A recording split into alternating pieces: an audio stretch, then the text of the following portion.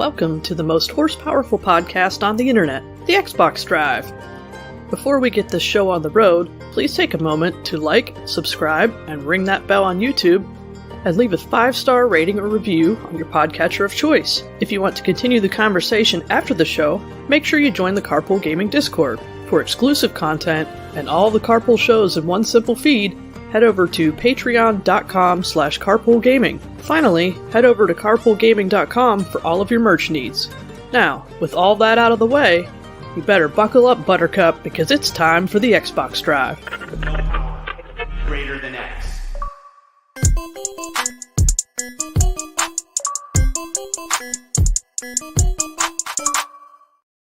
Hello, everybody! Welcome to episode 344 of the Xbox Drive.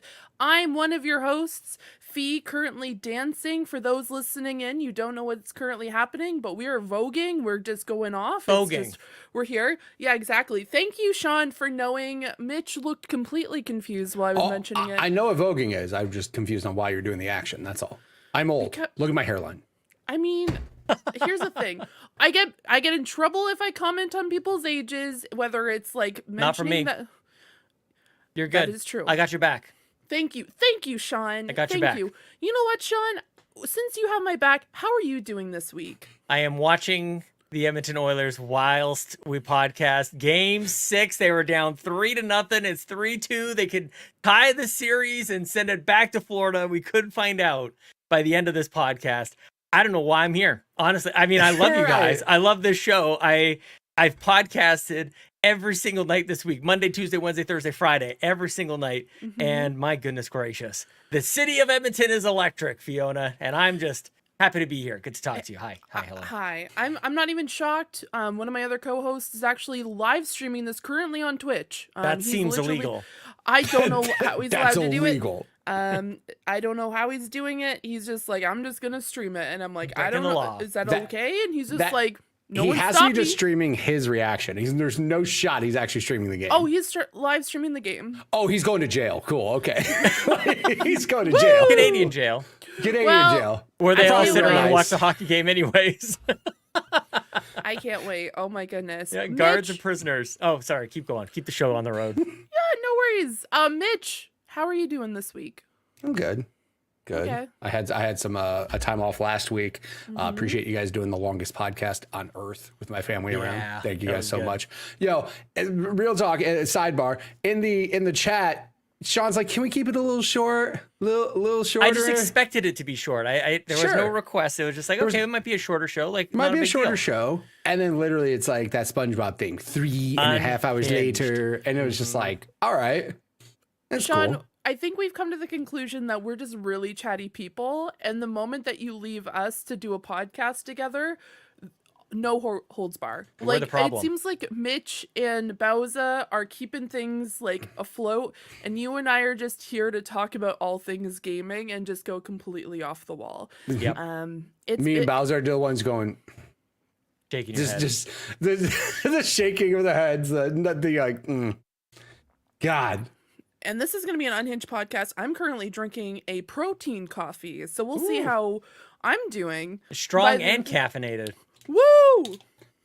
Here's how Exactly. unhinged we are. I have water. I don't have Dr. Pepper. My family drank all my Dr. Pepper. Mitch, don't blame your family. For I'm your going to. I had mistakes. more people here for an entire week, which is why I wasn't here before. My son had a graduation party. He graduated high school. I had family coming from out of town, and they stayed here and just bunch of drinks in my house and stuff like that. And I haven't been in the store yet. So yeah, it's been busy, and then Sunday was Father's Day, and then yesterday was my birthday, and like it's just a lot going on. You know what I mean? I apologize. Happy Father's Day. you Don't two. apologize. This whole week was about him. His birthday, Father's Day. Like, Mitch I was got- saying happy Mitch had And a you Father's made me Day to feel both bad. of I want you. you to remember that. that it's your birthday? No, that feed tried to give me crap for not having Dr. Pepper in my house. Yeah, I I'm don't still even. gonna give you Honestly, I crap can for barely having understand Dr. what's going on here. I have no idea what's happening. I'm here Are we for mad it. at each other? Yeah, Are we fighting? Yeah. I think me and Fee are in a constant state of like just a little tension. There's never a point in time when like Fee's like totally happy with me and I'm totally happy. You know what I mean? Like, there's always something there. It's true. It's true. It's true. This is true. Interesting mix we have here tonight. Yeah, exactly. What a great mix. 10 out of 10. I'm so happy to be here. Me too. And honestly, truly am. And I love the fact that I'm holding a hockey player hostage from watching a game fully. That's just, here I am. Right now, it's the first intermission. It's between the first period and second period. We're okay. We're Okay. okay until the second period starts, and I might come in and out of the show at that point. Okay. Well, I feel like before the intermission's over, Sean, do you want to do some housekeeping? Boom, boom, boom. Where's the button? I have the button. Mitch, you remember how you do the show? the Do you remember? Oh, yeah, hold on. Housekeeping. There it is. Oh, my man. Come on. I want to say thank you. slacking. Do you guys know this thing here at Carpool Gaming where we say the soft J's all the time? Jonathan Yes. Brown, Yon32, etc., etc. I want to tell you about a man named Jonas Young. And once upon a time, we had a host at Carpool Gaming. His name is Court Lalonde, I think. And he said Jonas Young like Jonas Young. And that started everything. I don't think Jonas Young's name is pronounced Jonas Young, but that's how Court said it. And now everybody's a soft J. Everything is a soft J. So I tell you this story because Jonas Young has rejoined the Patreon at the exclusive tier. Thank you, Jonas Young, for all of your contributions on Patreon and well beyond. Just an absolute staple of the community and all our ongoing inside jokes, Mitch. Mhm. You okay over there? Yeah, I was just saying beyond. I was just saying it in my head. Every Yes, time I yeah. hear that word, I have to. Metroid question. Beyond. Yeah. Hi. Yes. Hi. So does that mean that like Smokin Yo is Yo. actually it's actually Smokin Joe, and then like We Yon did it. is John? Yes. Yeah, we Okay, did all of because- this. Okay, so when you guys decided to raid me the other day and I had all the J names following me and I was just like, oh no, I mispronounced everyone's name because I said John. I should Yeah. be saying Yon. Way It's off. actually John. but we Actually. Not that fake, actually. Sean, I almost had a panic Actually. attack. Actually. I was just like, I am mispronouncing everyone's name right now. I have made a grave error. So I'm Honestly, really happy no to matter know. which way you go, it is wrong. Perfect. That's the magic behind all this. Yeah. Here. It's both right and wrong. The worst is when you straight up like me can't read. Like I've read that names does wrong suck. so bad, and I'm like, I Yeah. just can't read. I Literacy's just like tough, Mitch. Literacy's so tough, dog. Like I'm watching chat, and I'm like reading, and I'm like, I'm gonna mess that up. Oh my gosh. You know, it's fine. Don't worry about it. Yeah, I So got through this far in life without being able to read. We're fine. Don't worry about it. Yeah, look at you. I wouldn't have known until you just told us. You didn't Thanks. have to do that. Yeah. Thanks. Deep dark secrets Yeah, I guess coming that's out why on a random Saturday podcast, or Friday It's- podcast. you're proving your point. Friday. See, I'm just stupid. Carry on, Fee. Okay. Is there any other housekeeping for today? Summer Game Fest merch designed by none other than the wonderful, the talented, the world-class Fiona McKinnon right here. Go get your merch at carpoolgaming.com. Your mugs, your shirts, your tank tops, all the stuff. Poolside Bobby, Summer Bobby is there. It looks amazing. We've got so many compliments. By the way, I got to join a show called the Communication Error Podcast because Summer Game Fest looked so great. They're like, what's going on over there? What do you guys, what's Whoa. Carpool doing on over there? So I was like, well, there's all Fiona. Like, that's our secret weapon. She did great. And the team just looked awesome. So I just want to pass it along in case I haven't done that directly to you guys. I communicate via podcast. So here we are. Yeah, Excellent. just great job, everybody. Good job on Summer Game Fest, which was very nice. We love to What else see do I it. want to tell you?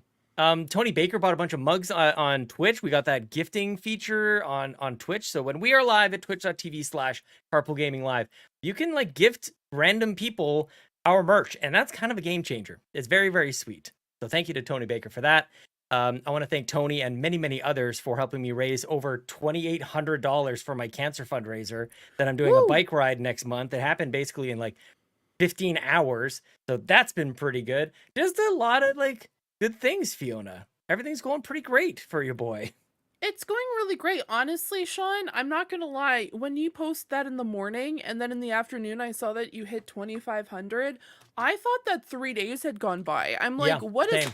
what has happened? I'm like, wait a second. Didn't he post this morning? And I'm like, Mhm. kudos to Sean. Kudos to the community, man. That is really special. Kudos Riding to in all of memory you. of Gabe Patillo, host of Married to the Games podcast, just an absolute icon.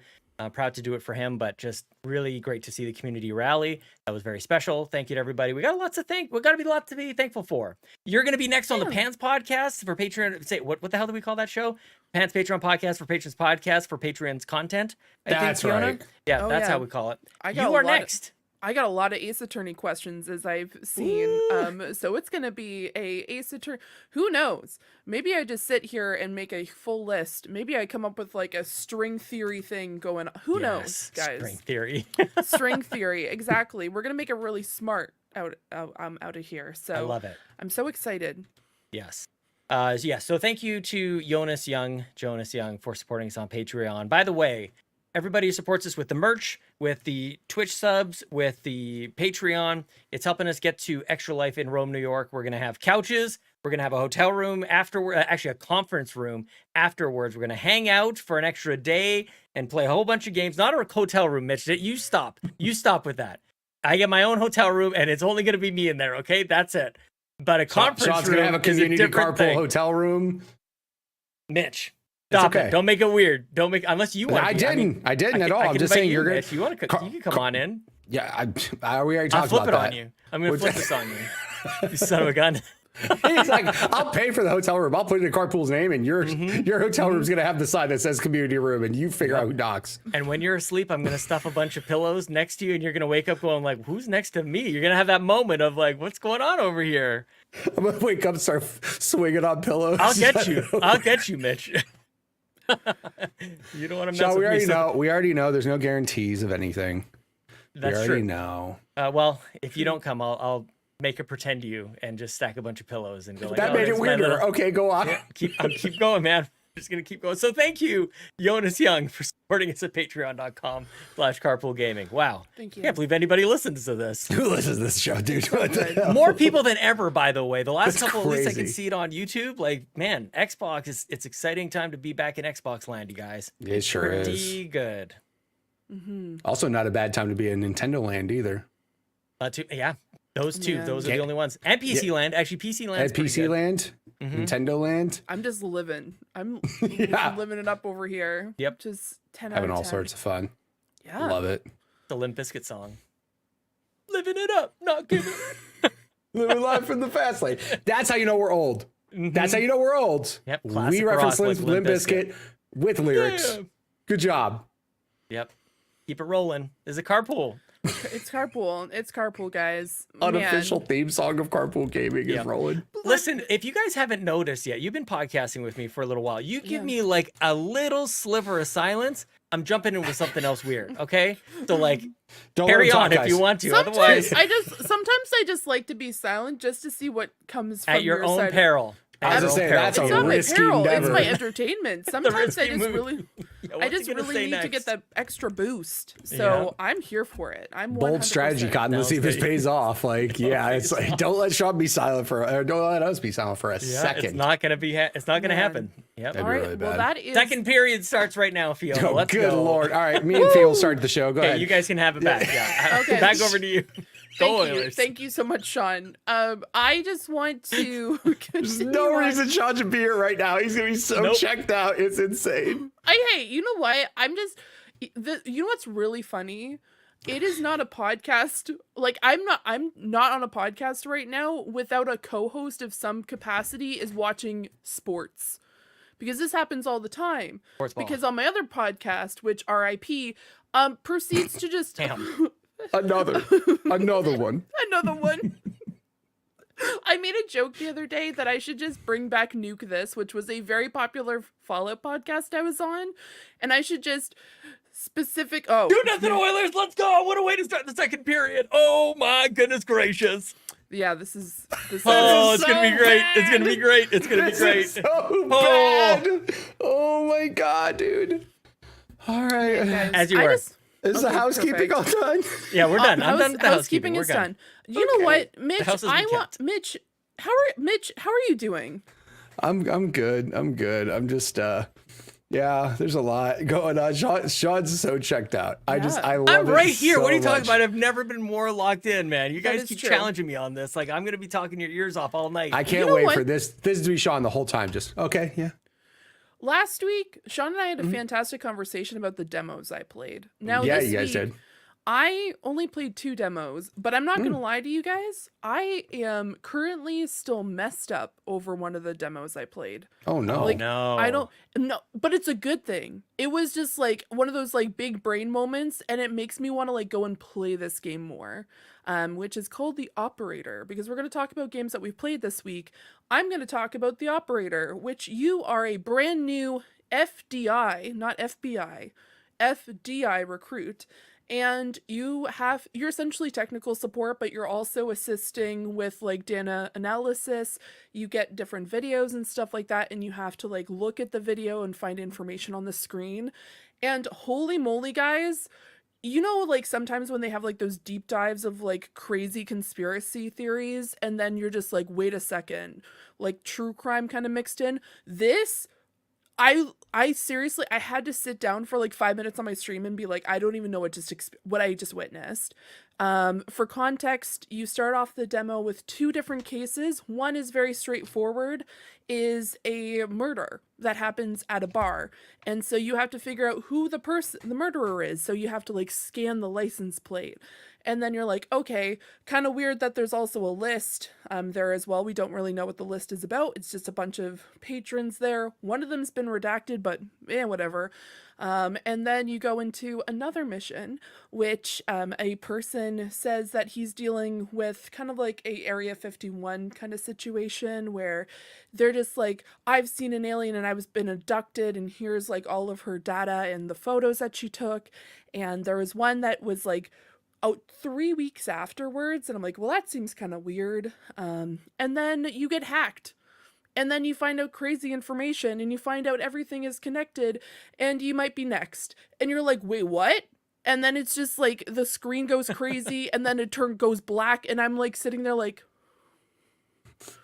what just happened? That was it. That was it. I was just like, love it. no. That's a great demo. Get you hooked. I want this demo. I want to know more. Now. I was also terrified. Multitasking. Look at me go. I don't think I've played horror demos before, but it made me feel incredibly uneasy because it's just like, I completely overlooked something on the first mission, and then they're like, by the way, both of these are connected. And you're like, wait, what? My mind was blown. I was just like, I need this game in my life. There is no ETA on it, but holy moly, do I want it. Give this demo to me. Like, give me the full game. I want to play this game. By the way, you are sitting behind a desk, but that doesn't mean that the action is like limited. It's the complete opposite. Nice. So definitely go check that out. Then I dealt with the weirdest situation, and it's a cozy game. It is called, oh my goodness. It is called Garden Witch Life, which is, you are a girl who has recently got fired from your job, and so now you're gonna go back to live with your family, but you don't want to live with your family, so then you stay, like, you go to a cafe before you head off to home, and it's cute, but things get kind of weird. Now, it's not weird because the gameplay, plays very much like Stardew Valley. I want to know the context of where this cactus girl comes off. Now, you might be wondering who the cactus girl is. She is the owner of the bakery. And the reason why I'm concerned is we did not know her. She then ended up offering her sofa for the night. Then we stayed at her sofa. She taught us how to cook, and then proceeded to just randomly give us a 2-story treehouse for free. No other context. She's just like, hey, here's this house. You can have it. And I'm like, who lived here, and why is it abandoned, and why are you giving it to me? You don't know me. So we have suspicious. We have like a nice gesture. It's a nice gesture, but like, in this economy, Sean? This is like how most games work. That's like bait. That's such bait, dude. It's that's the classic drug dealer move, man. The first hit's free. Like, it's okay. They're your friend. She's not even our friend. We've known her less than 24 hours, and she's just like, hey, here's a house. Yeah, classic tale, with like 3 acres of land and a forest that no one goes into except you have access to it. So, girl, what is happening? Now, Mind you, it is supposed to be an incredibly wholesome game where all you're doing is you're now the town alchemist and you're making potions and you're growing off the growing food and living off the land.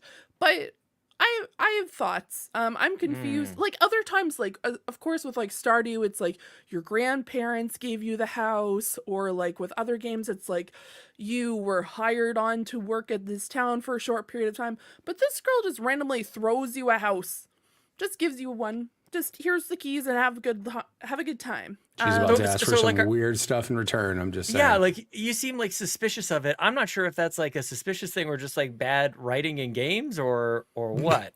No, it's like, I'm just mostly like a joke. nothing. You're not gonna have like any premise here of like why I've got this place. You just Well, it's just more the lines of like a girl's helping you out and you're down in your luck, so Girl she's just power. like, hey, I'm gonna give you some assistance. Yeah, it's girls helping girls, and instead my community has decided to think that she has murdered the previous owners, and that's what's I love happening it. here. Without an actual story, you make up your own, and that's the best kind. Exactly. So we were here for it. And I've just been playing husbando and waifu games like Wuthering Waves and Honkai Star Rail. Very nice. And my brain is broken, guys. I don't know. There's How come? so many mechanics. There's so many things going on. You have to have light combs, which give your characters bonuses, and then you have to like level up to be able to unlock certain areas. And I'm like, oh my goodness, all I just want to do is take a fighter or like a swordsman and just go wham, just attack play. people. It's a lot. So I don't know. It's like I'm really enjoying it. At the same time, I'm finding it a little overwhelming, but also I'm just trying to learn 2 games at once. And Yeah. then also Dawn Trail's right around the corner, guys. And What's that? I'm just kidding. Final Fantasy 14. I'm The excited for you. critically acclaimed. Thank you. The critically acclaimed. Bro, her face turned so I know. sour. Like one of the most so popular things on the fast. planet right now. So It's okay. fast. It's okay. It's okay. Not a matter of the fact that 2 of the 4 of these podcasts, co-hosts are definitely fully into that game, Yeah. 1000% or anything. Correct. Yeah, Which don't is worry really about exciting. But then That's there's great. that. Then there's ZZZ that's coming out, which is Zenless Zone Zero, which is by the same people who made Honkai Star Rail. Too many games coming out, guys. Too many games. Not enough time. Gotta quit my job. Yeah, Just play something has to games. be done about this. We can't just like keep going as is. We I must know. change something, Just quit my like job. our employment status. Yeah, 100%. I just saw this memo. Sean said he was going to pay us all salary for us to quit our jobs and work full time for Carpool. That's very Totally. nice of you, Sean. I appreciate that, man. Yeah, Thank Carpool you. Gaming now presented by Tony Baker or Tony Banker. Tony Banker, the baker, the what? I don't understand. Hobby, Thanks, your Tony. Patreon tier support just went way higher. Yeah, the now announcing our brand new tier. We all get to quit tier on Patreon. Owner. Yeah, owner. Yeah, no kidding. Owner yeah, of you can Carpool. take my spot. Yeah. Yeah. I'll draw you a really cute illustration and give you a mug. Exactly. Just Yeah, a we- mug. Probably have to think about this a little differently. jeez. Oh my goodness. I Okay, love it. Mitch. Yes. So we can give Sean a little bit more time to really consume the hockey. Okay, everything's under control. 2-0 still, 4-on-4. 16 minutes and 55 seconds left in the second period. Sean, Just a I quick feel like update. I'm going to say like, "Hey Sean, what have you been playing this week?" And you're going to start talking, and then the other team, whoever's playing What are you right now. playing with the hockey gods right now for? What do you get? You don't be doing that. Don't just don't say it out loud. The thought, like, just keep them in your head, like anything you think is going to happen, just like keep them in that, them up there, Okay. Don't mess I'm with the just gonna- hockey gods. Mitch, you should talk while I drink 100%. my coffee. Yeah. Drink your protein coffee. So what have I been playing? Well, previously I wasn't playing too much because again, I had family in town. But what I have been playing, Warzone. It's been Yeah. fun. But speaking of Warzone, they added something yesterday on my birthday.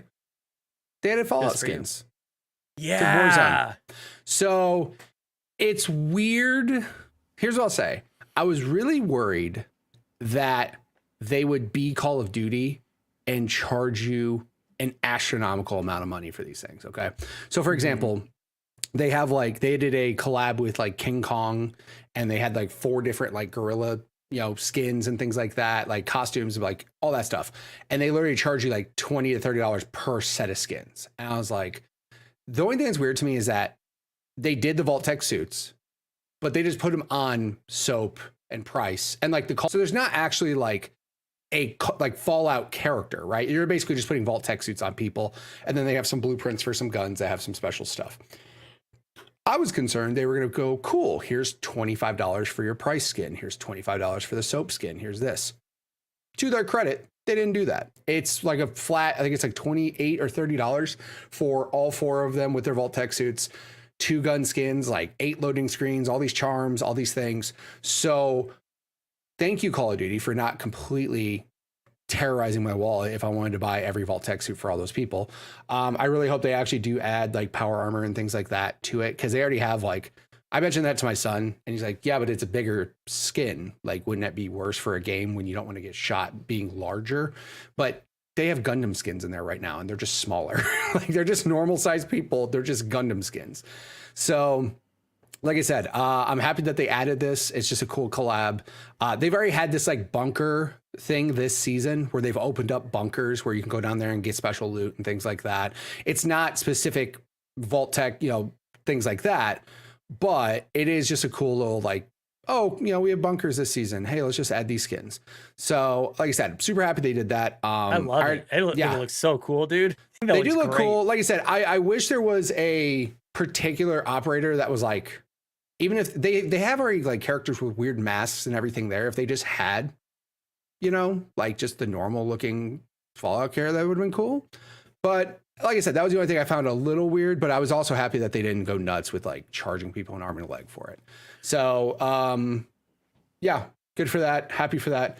And then I want to say Wednesday, I started playing Elden Ring. Yeah. So my buddy Buzz, who I mentioned frequently on this show, hi Buzz, how you doing? He basically just kept telling me, like, when are you going to start playing Elden Ring? Because my other buddy Al started playing it, he loves it, and he's just like, it's literally one of the best games ever made. Why are you playing all these other things? And I'm just like, I don't know. Like, Mitch, the Goobla King coming in Discord says, how hard was it to stop playing the Shadow of the Air Tree to record tonight? I didn't play that whatsoever. I just you have to beat a specific boss, Sean, to be able to even play the DLC. Yeah. You know what's even more hilarious is only 30% of people who've played Elden Ring actually beat that boss before the DLC came out. So I hope everyone has now completed that who's currently playing Elden Tree, because that's the only way to be able to do it. Got it. Yeah, I just started. I did have I made a death counter on my stream, obviously, because that's what you got to do. Yes. You have to do that. Thankfully, in the like 2.5 hours that I played, I only died 19 times, so I'm a little proud of that. That's pretty good. That's not terrible. I also felt good when my buddy was like, because the very beginning of the game, he didn't walk me through it, and I was asking him like, is it like not hand holding whatsoever? Does it at least show you some basic stuff? He goes, it shows you more than any other Souls game ever has. Let's just put it that way. Okay. Like it definitely is like, here's how you attack people. Here's how you do these things. Here's how, you know, so it gives you some tutorial, which I'm like thankful for, but then it kind of just opens the door and they're just like, off you go, have fun. And, I took myself down a path I shouldn't have. I opened a chest that took me somewhere else where it's way more advanced than I'm ready for right now. So my buddies kind of left me alone for a little bit until they started noticing I was getting pissed off. And then they were like, all right, we might want to like chime in and tell them, hey dude, just a heads up, you can do this, this, and this. So, yeah, you know, like I told them kind of like, I don't want you to walk me through it. I kind of want to figure things out. But then when I like opened a chest, teleported myself to a different part of the map, and I just couldn't come back through, and everything out there was just stomping me out, I was like, all right, I'm starting to get pissed. Like they could tell, and they're like, hey Mitch, jump in Discord real fast. So I jumped in Discord, and they were kind of like, hey, just a heads up, you can go this route if you want to get out of this area. You can do this to do this, to do this. Here's where you should go. So, I mean, I'm working my way through everything, and I am having a good time so far. I made the obvious joke. I beat that first boss, and I'm like, this game's going to be easy. So somebody clip that, so that way I'm going to make a rage montage when I just lose my mind for the rest of the however many hours. But it was a good point because basically I was just like, I don't have anything to play until one of my top 3 anticipated games that I'll talk about later. So I got a couple months of time to play something single player. What is that like, not having anything to play? What is that? What? What I mean by that is, I mean, I have things like example. There's like I have like my major games that I have in my head, which like I said, the top 3 that we're talking about. Thanks, dogs. The top 3 that we're talking about. One of them is coming out in a couple months, so I'm like, I'm just gonna play Elden Ring until then. I can't bounce around between games. I can't. Neither can I. Like if I play a game, I have to just stick with that game until then. So I got you, Mitch. Yeah.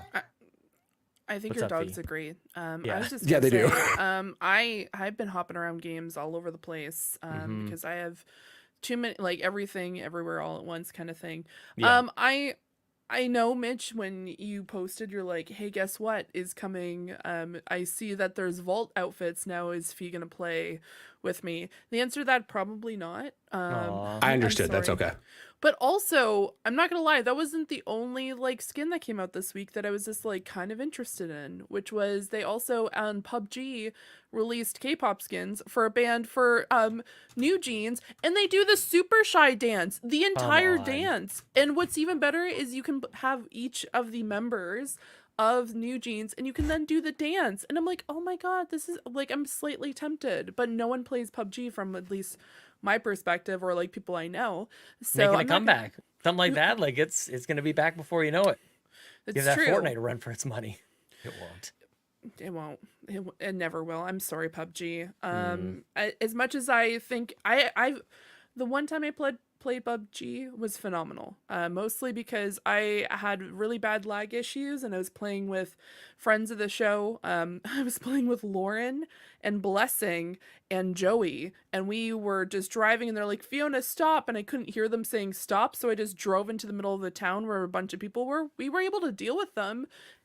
Mostly I was the only one who survived because I ran, but it's fine. 10 out of just I had a great time with that janky ass game. It was so fun. We were like, because everything was hard to control, you know, like the player itself, any vehicle you jumped into. We were on a boat and we're like, oh, we got this. We're just gonna drive this boat around, and we like beached ourselves. Like we drove up onto the side and had to abandon ship literally, and got caught by the ring or the storm or whatever it was in PUBG. oh, that ring. But man, that game was pretty fun.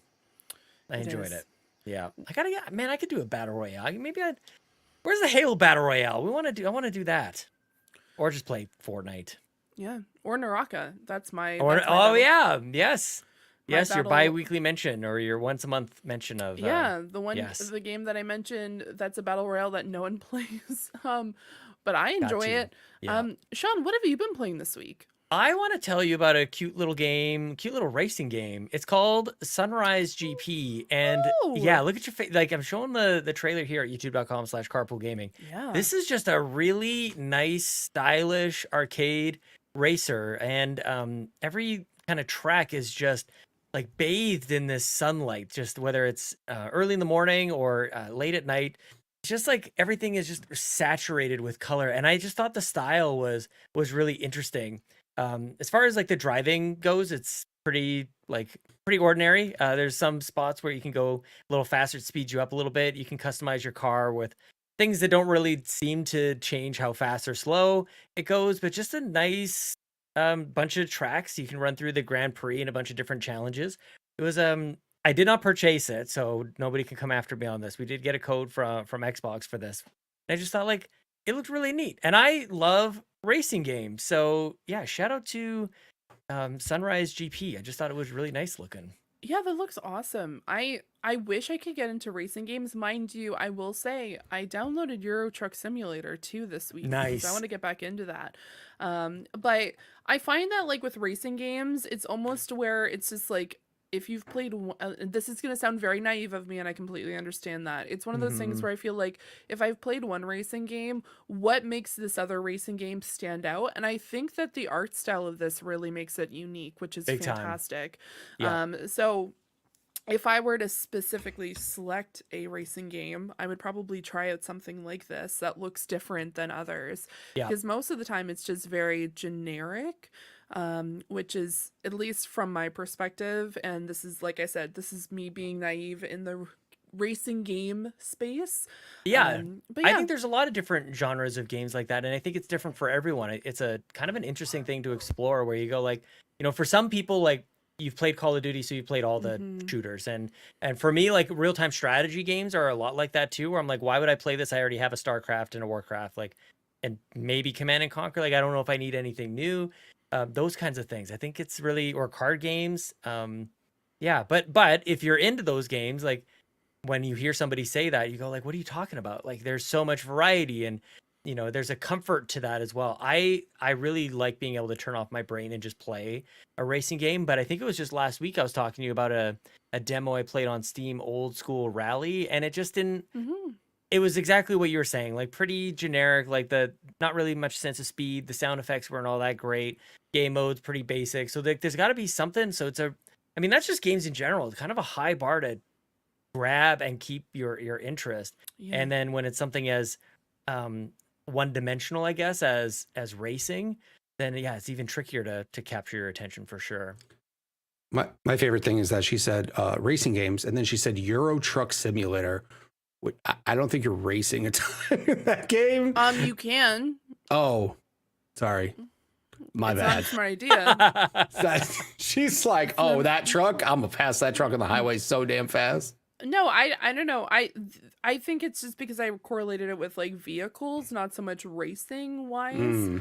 But it's something that I enjoyed playing because you can listen to actual radio. Like I enjoyed it when I played just Euro Truck Simulator, not 2 but 1, almost a decade ago at this point. And I just listened to BBC One, and I just like was jamming out to music while just doing orders and stuff like that. So that was a lot of fun. But yeah.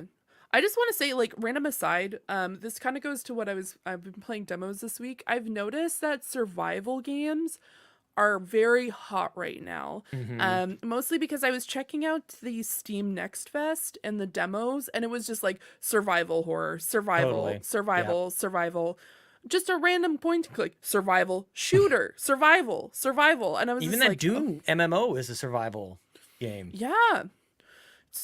Really on, like, it just seems to be the biggest trend. Like, I know we talked about trends that we saw during Summer Game Fest, and I noticed that was a huge trend for demos, which it's not my usual cup of tea. Mind you, I love playing things like Don't Starve and stuff like that, which is considered a survival game. But it's not the standard survival that usually people think of, because they're just like The Forest or stuff like that, where it's a little bit We need more survival creepy. light. We've got rogue like and rogue light. We need Right. survival light. Exactly. Yeah, exactly. Yeah. Yeah. Fiona, you saw me play a game. We Oh, I were sure hanging did. out PC. I downloaded a demo on PC. It's a game called, I think it's called Tripang. Not sure Yep. exactly.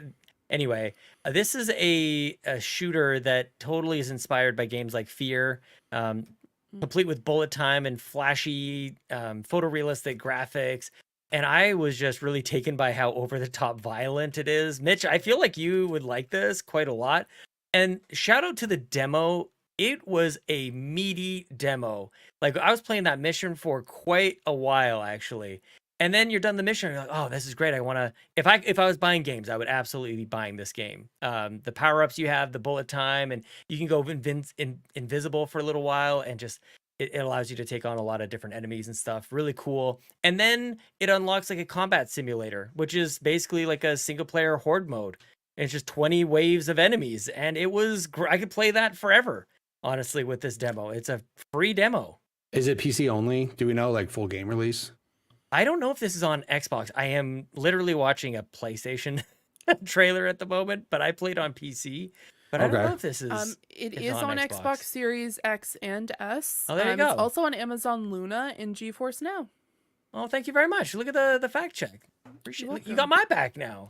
I do. It's also called Trepang 2. Trepang There's 2. no 1. Yeah, I don't think. Yeah, they're like. Is it meant to be like a sequel of something, or?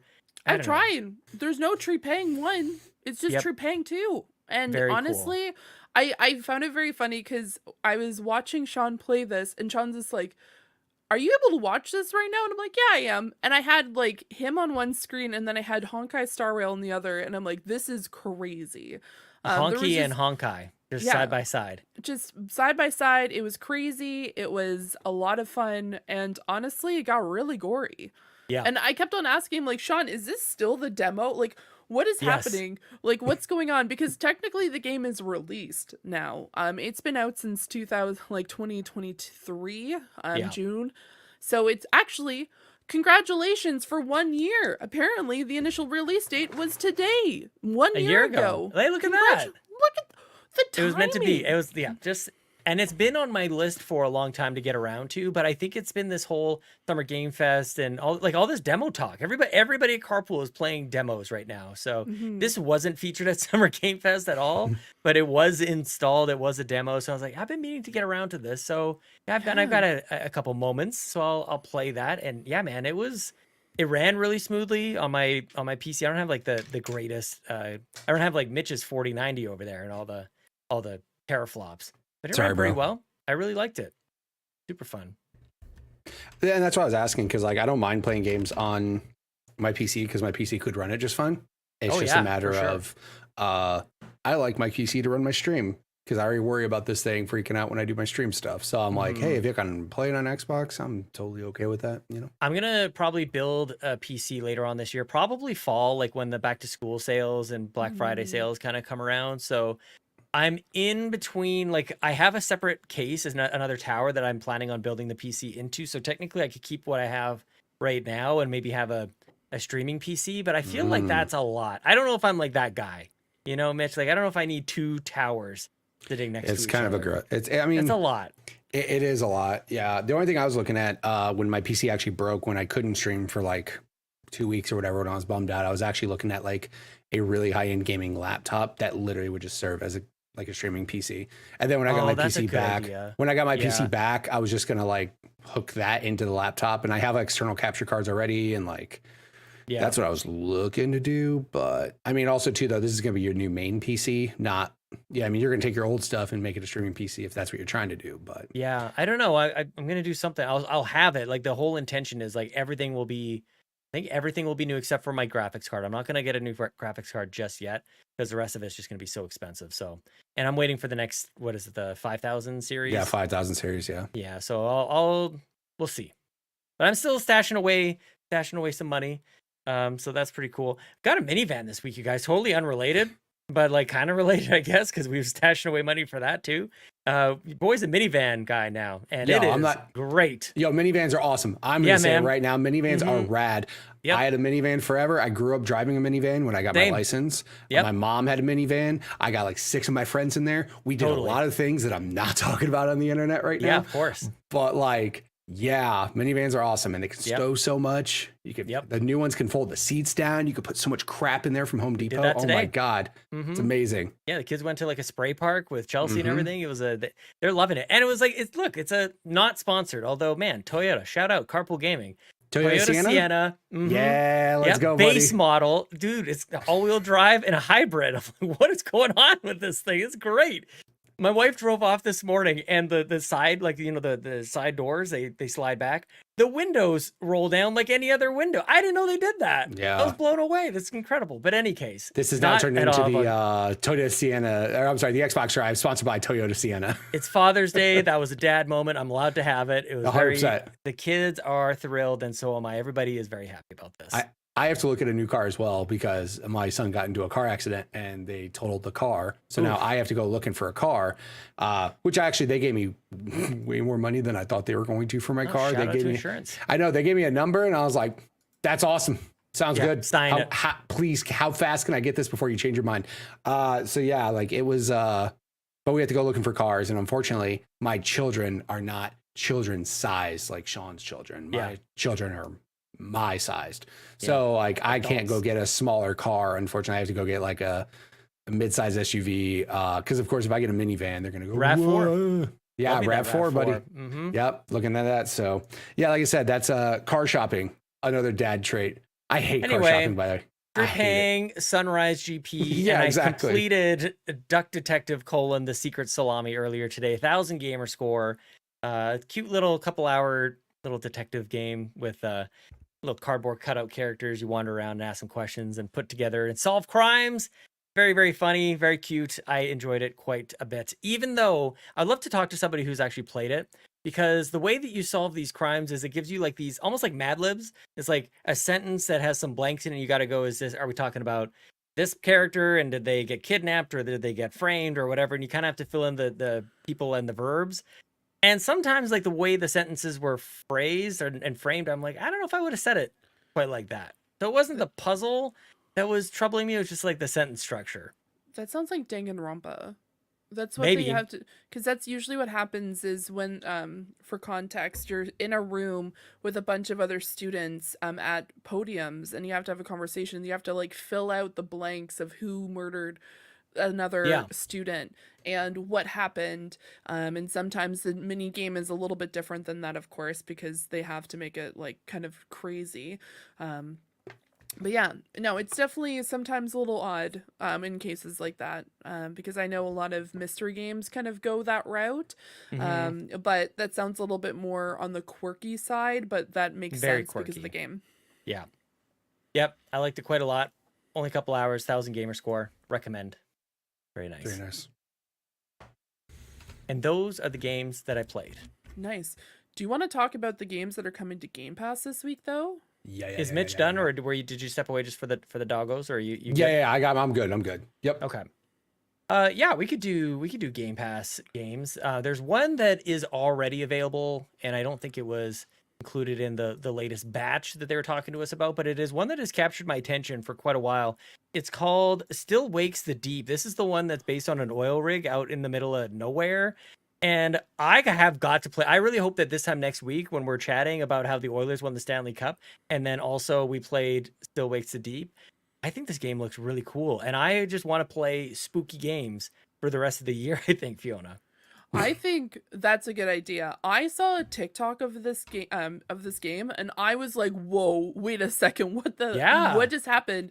For context, it's like your character walks out and opens the door, and then this person's coming towards you in the fog, and then it just gets like they're just gone. They got tentacled and just like ripped out into the sky, and then you just hear them be disintegrated in some capacity, and I'm like, oh, it's this kind of game. Interesting. It looks wild. And is this a new release game? I've never heard of this game before, Sean. Yep, Day and Date just came out. Wow, yeah, Day and Date into Game Pass. I think it looks really cool. It's developed by the Chinese Room, and didn't they do Everybody Goes to the Rapture? Is that who am I thinking of? The same developer? Oh. Is that right? Not sure.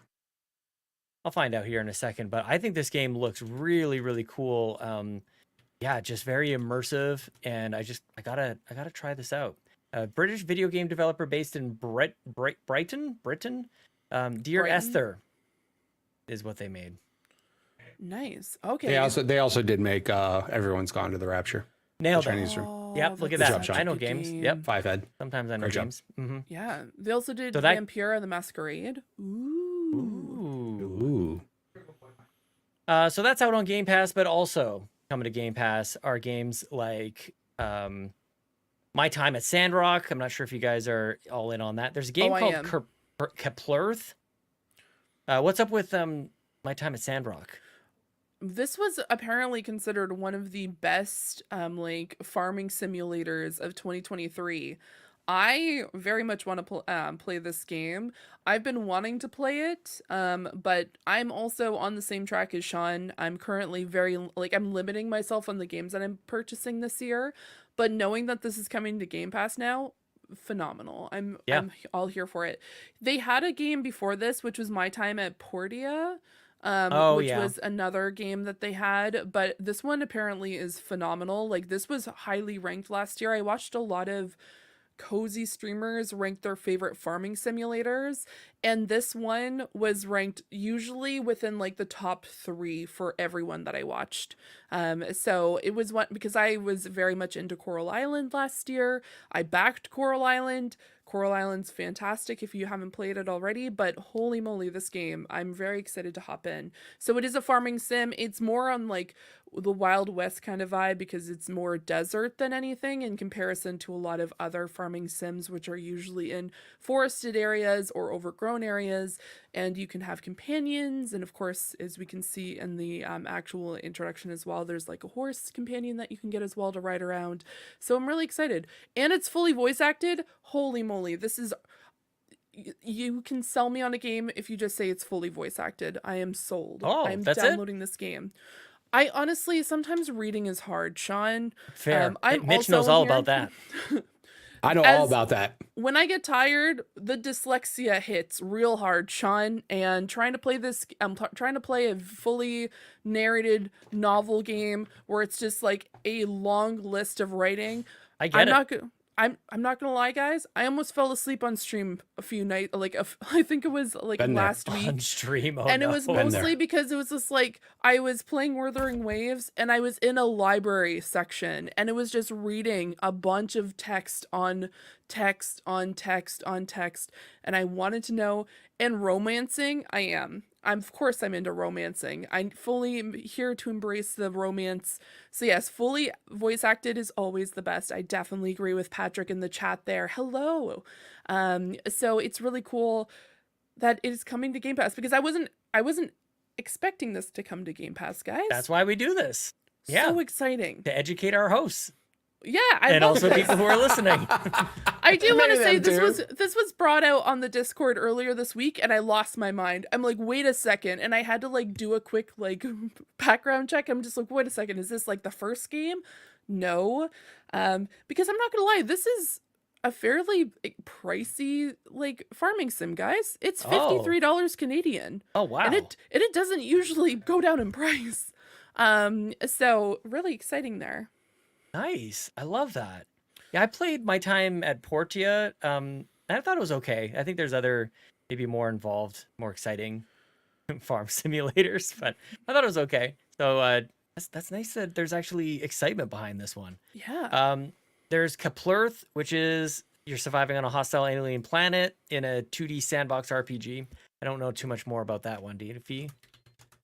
No, I saw. Not in the least. Sorry, I think you were muting, and I thought you were coming off mute to talk about it. So no sweat. No worries at all.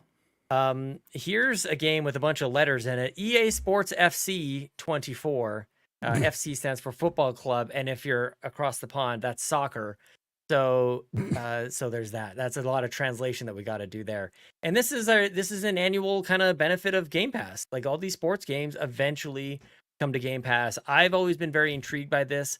I've been loud about my opinion on them changing from FIFA to EA Sports FC 24. I think FC 20. I think that's a lame name, and I thought it wasn't going to sell very well. I'm very curious to see how it plays. I think that's all that really matters. So, and I love soccer. It's a great time to be me this week, you guys. We got hockey playoffs. We got Euro Cup right now playing in Germany, and it's a good time to be watching sports. So this lands at a perfect time for me, anyways.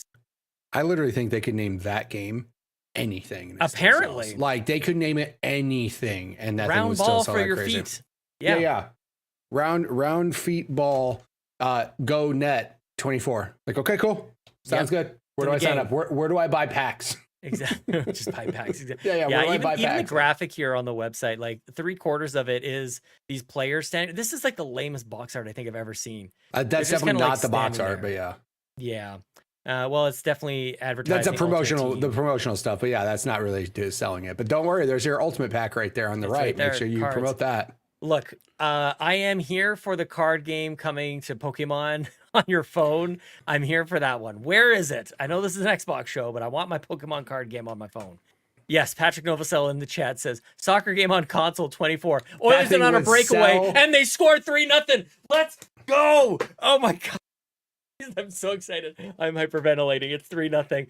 They're gonna. Oh, I can't. I don't want to Anyway, say. soccer. Oh, soccer is here. Hockey's Soccer's here. Everyone in Edmonton is losing their minds. Oh my goodness gracious. I just want to let everybody know, though, there is some sad news with FC 24 showing up. That unfortunately means that FIFA 22 is leaving Game Pass. I just want to let you guys know. I'm sorry. That's fair.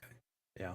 That is fair. Not last year's FIFA, but the one before that. 2 years ago, FIFA's leaving Game good. Pass. That's good. We can play Okay, two of them. cool. Fiona, So funny. Fiona has a Yes, question. Yes, Fiona McKinnon here. I have no idea what the difference is between FIFA and FC is. It's just they didn't There is pay no for the difference. license. There's literally no difference. Okay, phenomenal. So they just didn't want to pay FIFA for that name to be used on their games because FIFA is a very greedy corporation and does a lot of shady business practices and likes True. a lot of money. Just go watch Last Week Tonight with John Oliver about FIFA. It'll tell you all about that terrible organization. But It's pretty bad. It's terrible. But they basically were just like, yeah, we don't want to pay you guys money anymore. And technically, we could probably sell just as many copies without giving you guys this licensing money. And I'm almost certain they did. Like, I need to see real numbers because I was making the bet that it wouldn't. Not that I have a horse in the race at all, but we'll find out. I don't know if conclusive. You're gonna find a bunch of like in Europe it did this, and in over this region it did this. So we'll see. We'll find out, and it really doesn't matter. But that's a Game Pass update. Games that I really love, and you guys should definitely check out, are the SteamWorld Dig games. All the SteamWorld games in general, Heist and Quest, Build also just came out. SteamWorld is a really interesting IP. And yeah, both games, SteamWorld Dig 2 on console, cloud and console on SteamWorld Dig, and then console and PC for SteamWorld Dig 2. In any case, bunch of devices, definitely check those games out. Highly worth it. And I love that they're on Xbox Game Pass because I actually played these on Nintendo consoles back in the day. Yeah. So here they are. And then Robin Hood Sherwood Builders, PC, cloud, and Xbox Series consoles comes to Game Pass on the 27th. I haven't heard about this at all, actually. Join Robin Hood and his unwavering band of outlaws in the 12th century England on their mission for a free Nottingham as you travel across various regions and build up secret hit. This is the longest sentence ever. That's enough. That's it looks enough like Robin Hood sentence. TV 14. Like it looks like it looks like a more violent with the font that it shows. Yeah, it's very dark. It's a very aggressive font, if you ask Yeah. me. Yeah. Side note, Sean, I just did a quick Google search. EA Sports FC 24 sales grow by 7% in first year without FIFA name. So it actually sold more. That's amazing. Good for them. I'm proven wrong. Again, it doesn't matter what name you put on that thing, it will sell because it is basically Apparently not. the most played sports game on earth. So yeah. We're looking at this Robin Hood game right now. Open world legend. It actually looks pretty decent. Pretty violent. Got some puzzles. You got some shooting bow and arrows, skill trees. It looks like that skill tree font was small. Those boxes were small. It scares me. Guys, I never heard of this, and it looks pretty like not bad. It looks Right. like a good game. It looks like a survival game, though. It's Yes, on Yep. brand, on trend. I mean, kind of Assassin's Creed ish. Little thief. I mean, not bad. Okay. Oh man, Well, there you go. Bunch of games coming to Game Pass. man. Can't complain. You know what, guys? I feel like it's time to bring in some people. Bring in some questions.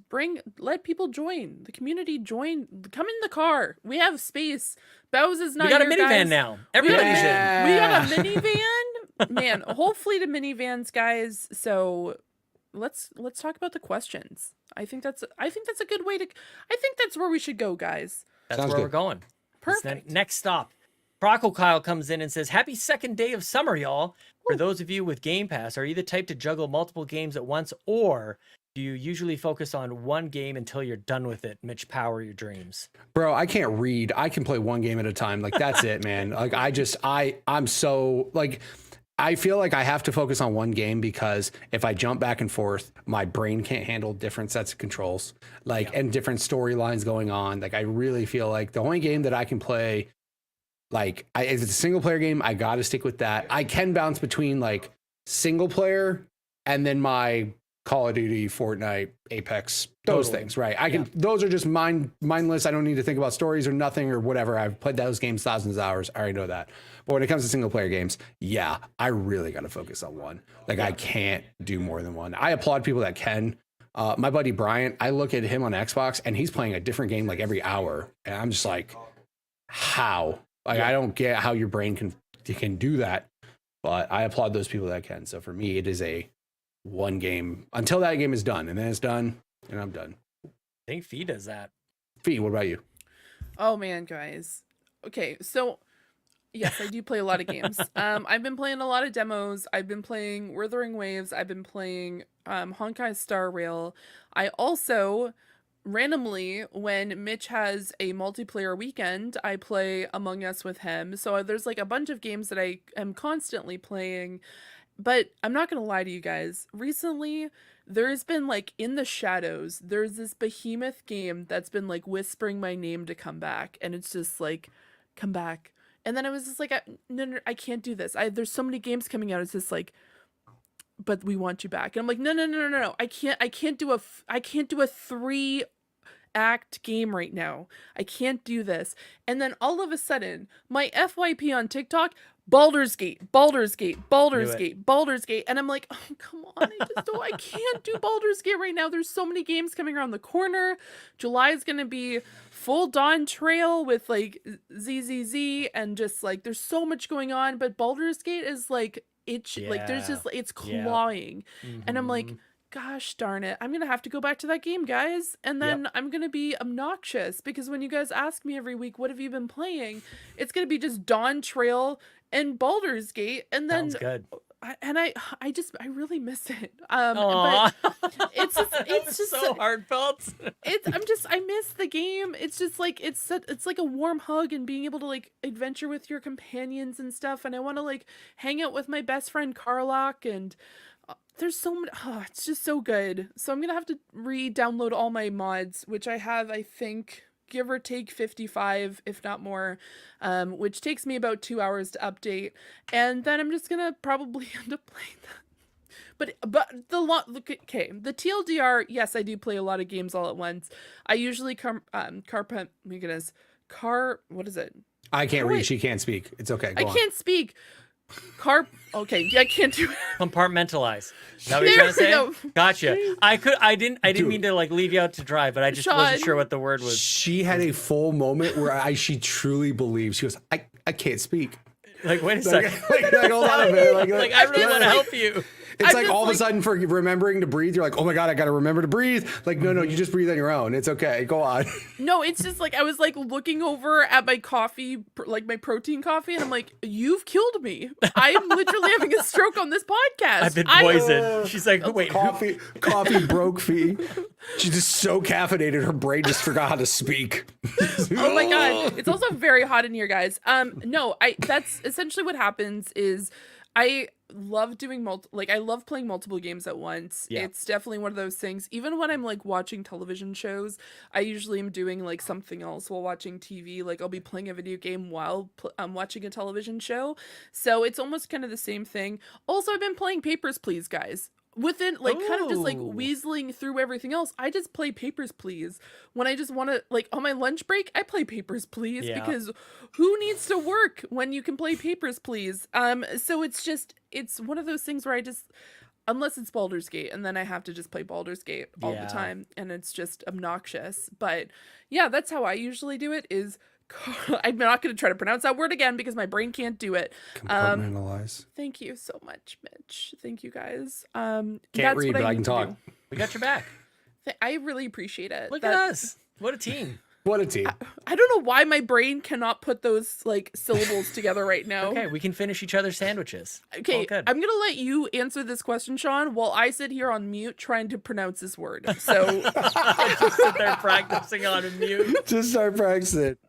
So go for it, Sean. How about you? Well, I think I'm a blend of both of you guys, actually. Like it's kind of depends on the time of year and what has captured my attention.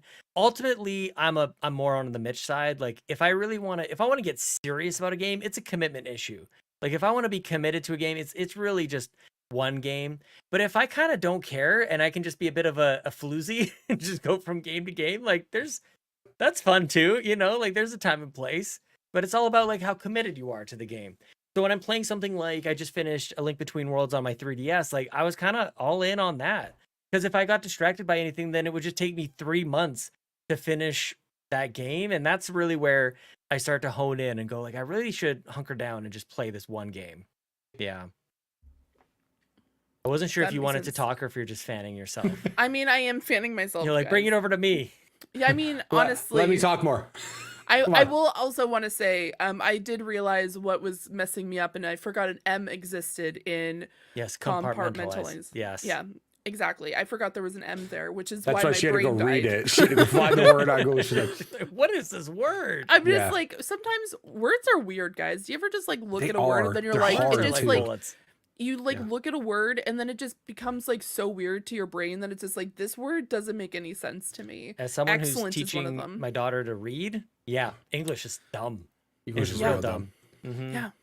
My favorite is when I'm quickly reading something on chat and it's like the person's we were playing with a random. Me and Bryant were playing with a random. It's one of my favorite clips of this year so far.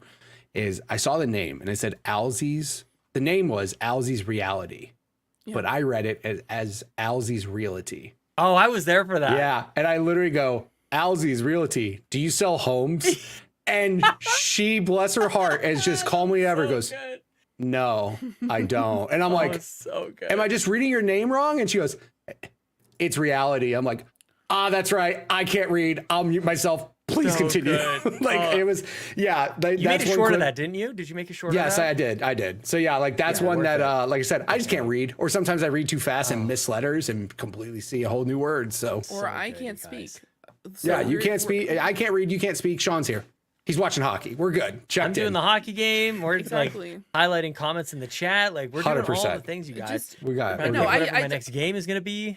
Exactly. I do want to say, Sean, to follow up with what you said, I agree. Getting into like a specific, like there are times where I'll get into a game and then that's essentially all I'm playing.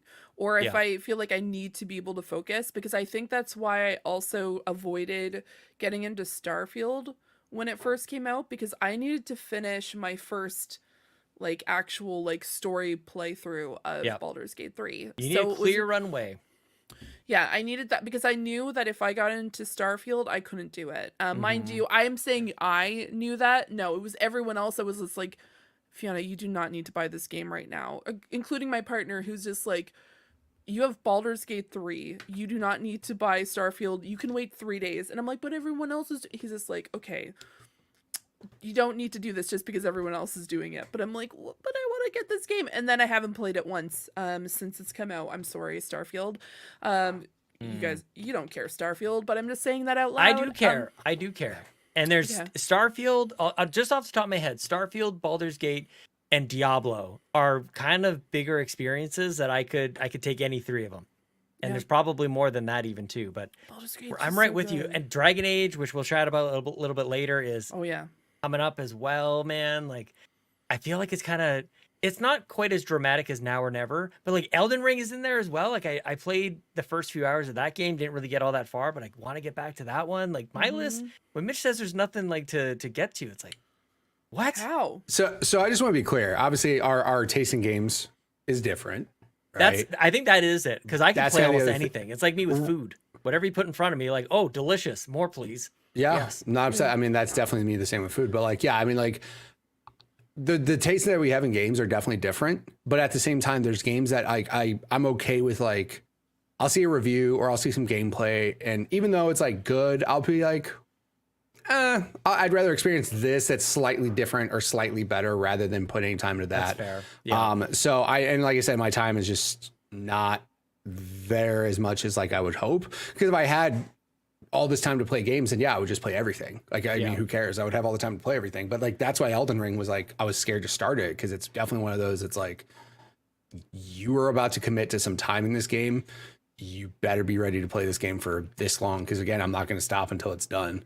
So I don't know if I'm going to go the whole Bowser route and go 1,000 of 1,000, but yeah, absolutely. I have a question for you, Mitch. Yeah. What are your thoughts on Dead by Daylight? It looks cool. I've seen a ton of my friends play it. Mm-hmm. I wouldn't be opposed to trying it, but I feel that it is like, I feel like that's a game that has such a community that's so good at the game. Like, if I was like pretending, if I was say the killer, I would probably suck a lot. So I would want to play with somebody that would be like, and I've told this to Sean before, the expectations, for example, is like, if I play with randoms or if I play with a person and they tell me, hey, I'm not very good at this game, Yeah. my expectations of their performance in that game, I don't care. Whatever. I'm going to have fun, even if we don't have the best time, even if we're dying a lot. I don't care. Yeah. But I would be worried of like me getting into a lobby with some people and they'd be like, yo, you suck, dog. Like, you're terrible. What are we doing? So if I had like an intro to the game playing with people I know that wouldn't hard judge me and make me feel this big, like randoms might, might be more inclined to want to try it out and check it We out. could do that. Mitch, I think you and I could we could do this. Sean, do you like Dead by Daylight? I think I played maybe one round. I'd be in for like a good round Okay. with friends. Yeah, I want to say Ryan is into this one, maybe too. Maybe there's a couple games that are like this, and I don't know if it's this one or something like it where he's playing Jason or God knows what else. I do like how they've incorporated like a ton of the horror franchises and stuff. Yes. I do feel that's great. I do feel it's cool instead of having like a blank fill in the blank game, just add it into Dead by Daylight. I think that's phenomenal. Like just, you know, it does Dead by Daylight as far as the core gameplay mechanic works well with pretty much any horror franchise. So the fact that they can just kind of plug and play in different horror villains and movies and tie-ins and licenses, I think is phenomenal. Like, yeah, I've never been opposed to playing it. I just have that worry of like, will I suck? Oh my God, that's terrible. I'm going back. That was a terrible zoom in. Too close. No, the reason why I ask is it's a game that I very, very much enjoy. I haven't talked about it on this podcast at all, but I've even commentated an entire tournament for it. For a specific, I guess, like game group in New York. They were looking for commentators, and so I did the commentating for it. I love this game. That's so cool. That is so cool. Yeah. By the way, I did this once. Yeah, I want to see that. That would be amazing. You'd be great at that. I love the I'm not gonna lie, this was a game, just as I'm kind of like hijacking the podcast for a moment, but it was a game that I personally wasn't into for a very long time until I got into the lore, because the lore is insane. Like the lore, it is absolutely bonkers on how much lore there is with each, because for some context, they're not just randomly being thrown into this like kill square. It's essentially what happens is there is essentially this evil being called the Entity, which is what you see in the game, which is the huge claw that comes out and it just grabs the survivors and then pulls them up into the darkness, into a void. And so all these killers have been collected by the Entity, because the Entity only exists with the souls and the death of people. And so that's why they're the survivors and that's why there's the killers, because the killers are there for, some of them are there because they want to be there. They're just like, I love killing people, get me in here. And then there's other people that are like, I don't want to be here. The only reason why I'm here is because of the circumstances that I grew up in, or just, for example, one of the characters, there are actually two characters that are associated with each other. There is the Oni, which is essentially the demon warrior dressed in full Japanese garb, and then his his descendant who was killed by her father by being pushed out a window. So like her entire thing is they have a connection with each other, but you never can obviously play on the same field. But yeah, it's just absolutely bonkers. Do I play killer or survival? So I play mostly survivor because it is in third person. Killer has to be in first person, which is a little bit of a bummer. But for context, for people who might be interested, I usually play the Huntress or I play the Plague, which is very funny because I am terrified of people getting sick, and that's what the Plague does. She grabs people and just throws up in their face. And because. Rude. And what's real, her entire backstory is really sad too, guys. She didn't want to be there. She the only reason why she's there in the first place was she was trying to save her entire community from the plague. And so she started essentially praying to different gods. And the only god that listened was the Entity. And so the Entity was just like, I'm going to take you to be able to help your community. Doesn't help her community. They all die. But then she also gets taken in as one of the killers. So it's like so cool, the backgrounds and stories and like the different like connections that the killers have with the survivors. And it's just so and the way that they bring in, yeah, surprise. It's so cool. I am that surprised. It's the definition of Sean right now. Yes. I just really wanted to talk about Dead by Daylight for a little bit, guys, because it's a game I enjoy and I'm full of caffeine. So yeah. Question, all the licensed killers, are they still in the game, or do you have to buy them separately, or like how does that all work? So essentially what happens, and I'm not gonna lie, that you have to buy each of the killers, but there's always sales going on. So when there are sales, you can get usually a killer for like $4 Canadian, which is like $2 American. Reminds me of Apex characters. You have to purchase the characters. Or question, is there a way to play the game and earn any in-game currency to get the character? It is basically just like Overwatch and Apex. Yeah, the only one that you cannot get though anymore is you cannot get the Stranger Things, you cannot get the Demigorgon, or the two survivors. You can't get Steve, and you can't get oh god, what is her name? The girl, like the main, like one of the main. I couldn't remember off the top of my head. Yeah, I can't remember off the top of my head. Don't worry, when They the do news, have the final bundles. season comes out, though, they'll come back. Don't worry, that'll probably happen. But they have Scream, they have Chucky, they just brought in a Dungeons and Dragons killer. Nancy, thank you, star. There we go. Athena, phenomenal. What a fantastic person. No, I mean it. I very fantastic. There is no 11. I think you meant Star Athena is a nice person, not or did you mean Nancy? Both. No, I meant Star Athena. Yeah, that's what I thought. I Yeah. think Mitch was laughing at calling these killers nice people, which Oh, Nancy's a survivor, Sean. I have no idea what I'm talking yeah, about. yeah, Sean. That's okay. No, but there's Let's go back to there's my hockey game. Third period starts right now. Let's go, boys. Close it out. Game 7 on Monday. Come on now. But yeah, thank you for coming. Nickelback is in the house, you guys. Nickelback is watching the game. There he is. Chad Kroger watching the Oilers. Oh my god. Well, thank you for coming to my DBD TED Talk. I was just more curious because I do want to play more games with all of you, and I was just curious because obviously I can't play first person shooters. But I just saw something. You play Lethal Company though, but you can do that third person. so no. Here's what I usually do is I can go to planets for a certain amount of time and then I become the conductor. So I Got stay in it. the back Okay. and I have Okay. I'm the person teleporting people in and out. I'm the person gathering it. I'm like, You're running the ship. Got it. I'm Got it. running Got the it. ship, which I Okay. didn't think was very insane until I tried to tell someone how to run the ship, and they were like, "How do you do this? There's too many things." And I'm like, "This is really simple. All you need to do. There's 3 different buttons here. This one teleports people out. This is the one that teleports people in. You can go to the computer. You can check the different maps. They just stand there with their hands in the air, just like.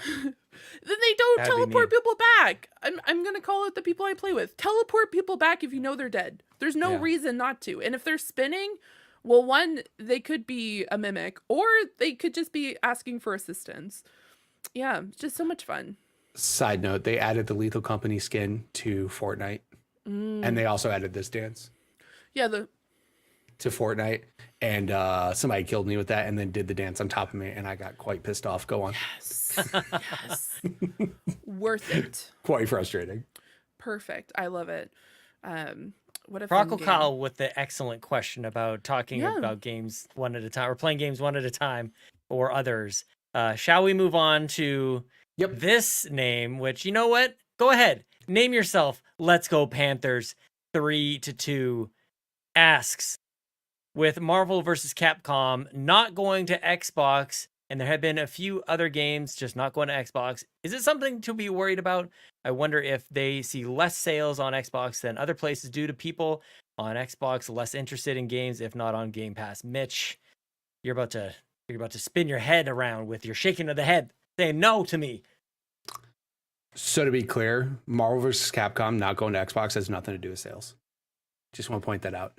Tell the people. One of the major reasons why the game is not going to, a lot of Capcom games specifically don't go to Xbox, is because of the engine that those games run on that Xbox has had compatibility issues with. That is the biggest reason. Because the other thing I want to point out, that whole Marvel Capcom thing, if you notice, it didn't go to PS5. It went to PS4. That engine, it's called the MT. I learned this, by the way. This is the only reason why I'm saying it has nothing to do with sales. It's called the MT engine. That engine that some of those older games were based on apparently doesn't run well on Xbox or at all, to the point where they're like not bothering trying to figure it out, and that they'd rather just put the game on other consoles. There was talks of like, hey, Microsoft, could you kind of get with Capcom and try to figure it out? Because you're really missing on a lot of stuff. Because also Capcom, also, if you think about it, Capcom puts a ton of stuff on Xbox still. Right. It's just these older games, because all these newer games are running on the RE engine. So that's why all the Resident Evil games aren't missing Xbox, right? All these new games are all still coming to Xbox. It's these older games that are running on that older engine that Capcom used in the past is the only reason why they're not coming to Xbox. But there is once I found that out, that made total sense, because it's like, why wouldn't you put it on Xbox? Like, I mean, Capcom's put stuff in Game Pass before. Like, they're not scared of Game Pass. They're not scared of any of these things. It's literally the limitations of those old engines, and Xbox just straight up not working with it for whatever reason. So weird. Yeah, I don't understand. I'm not a programmer or developer at all. It's just Exactly. like, and the thing is, like that, like, you have to listen to a podcast or look up an article to find that out, because otherwise it just looks like another game skipping Xbox, and that sadly becomes the narrative. However true or whatever, like I feel like you should be able to solve for almost anything at this stage, and how similar all these systems really are. And they announced it at a Nintendo Direct, so like it's not going to make sense to a lot of people of it's not compatible with Xbox, because it's just people think about it like as a power thing, which Right. Xbox is clearly more powerful than the Switch. So Sure. And it's coming to PS4. Like, I mean, yeah, right. you know, it's just, once because I was in the same boat. But then, like, I'm why not Xbox One? It's something about the Xbox architecture that is what's throwing it off. And that's why I'm saying it's not even just like Series X or S or anything. It's straight up OG Xbox One. Because also like somebody made the point of like, if you realize this game is actually going to PS4, it's not even getting a native PS5 port. So like it has something to do with the way it's programmed on PS4 instead of 5. It's just weird. And those are things that we don't know. I had to read an article on Windows Central in order to find that out, because somebody asked, like, what's the deal with all of these old Capcom games just not coming over? And it's going to the Switch. You're telling me it won't work on an Xbox One and it's going to Switch? Has nothing to do with that. It's purely programming of the games and the engine they run on. And that the only thing I would say at that point is like, Phil, figure it out, because like you're clearly missing out on an audience that would love to buy these Marvel games or these Capcom games on your console. And you talk about how big of a deal Japanese market is and blah, blah, blah, and all this. Yet one of the most popular companies in Japan can't put games on your console for this reason. This is going to be one of the biggest selling games of the year, honestly. That it was so, I think Donnie was telling me, I was on PSVG earlier this week, and he was talking about this as well. Like the number one most searched game was this Marvel, this collection, more than Zelda, more than any of the Mario and Luigi stuff. Like it was this game that people were really, really interested in. And it's a classic, like it's a classic collection of games that still hold up and look really, really good. It's this is a genuine bummer that it's not coming to Xbox. Aside from like whatever reasons or any other console war nonsense, it's just like, man, I have Street Fighter games on my Xbox. I would love for this collection to sit right next to it. So bit of a bummer, but like, personally, I also have a Switch, so I guess I'll just be playing it there. And as someone who doesn't own stock in Nintendo or Microsoft, don't really care from that perspective. So just kind of weird. And the narratives continue. So this is actually an article, right? This is a tweet right here. According to reporting from Twitter user, Capcom's MT Framework engine is the reason why the game isn't making its way to Xbox consoles. The older MT Framework titles aren't necessarily the easiest to port over to Xbox era system. Again, that's got to be some programming stuff. I have no idea. In fact, according to Windows Central, it's an expensive process, which is why Capcom has decided to skip Xbox altogether. And somebody put out a tweet that basically said, starting to believe the MT Framework for Xbox One is dead theory. It explains a lot of skips from the platform. Great Ace Attorney did not go to Xbox. Monster Hunter Stories 1 and 2 did not go to Xbox. Marvel vs. Capcom Collection, Mega Man Battle Network, like none of them are getting Xbox talks because of that reason. So weird. I just feel like this is not something we've heard before. It used to be what everybody would talk about with Nintendo. Games just couldn't come to Nintendo because it's a different, either a power thing or like with the Wii U days, that second screen, like all these extra little loops that people have to jump through to get their games onto the system. It's just barriers that will make them choose to not do it when there's other very popular systems out there as well. So it kind of a bummer that like suddenly compatibility is a reason that we're not getting games on Xbox. Like, that seems like something that should be solvable or preventable, things like that.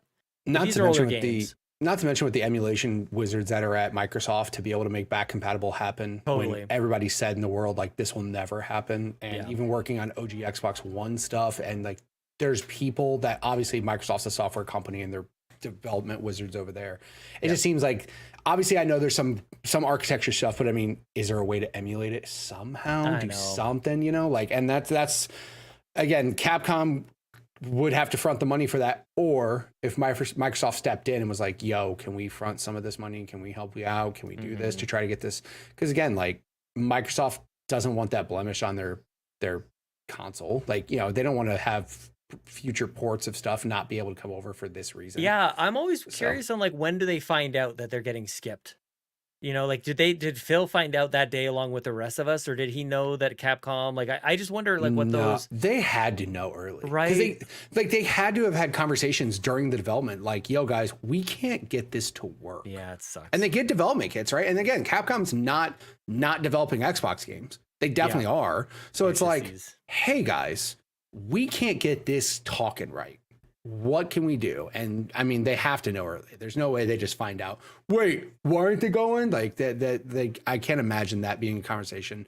But hold on, Phil's sitting in his couch. Hey, wait a minute. Hey, what? Wait, what?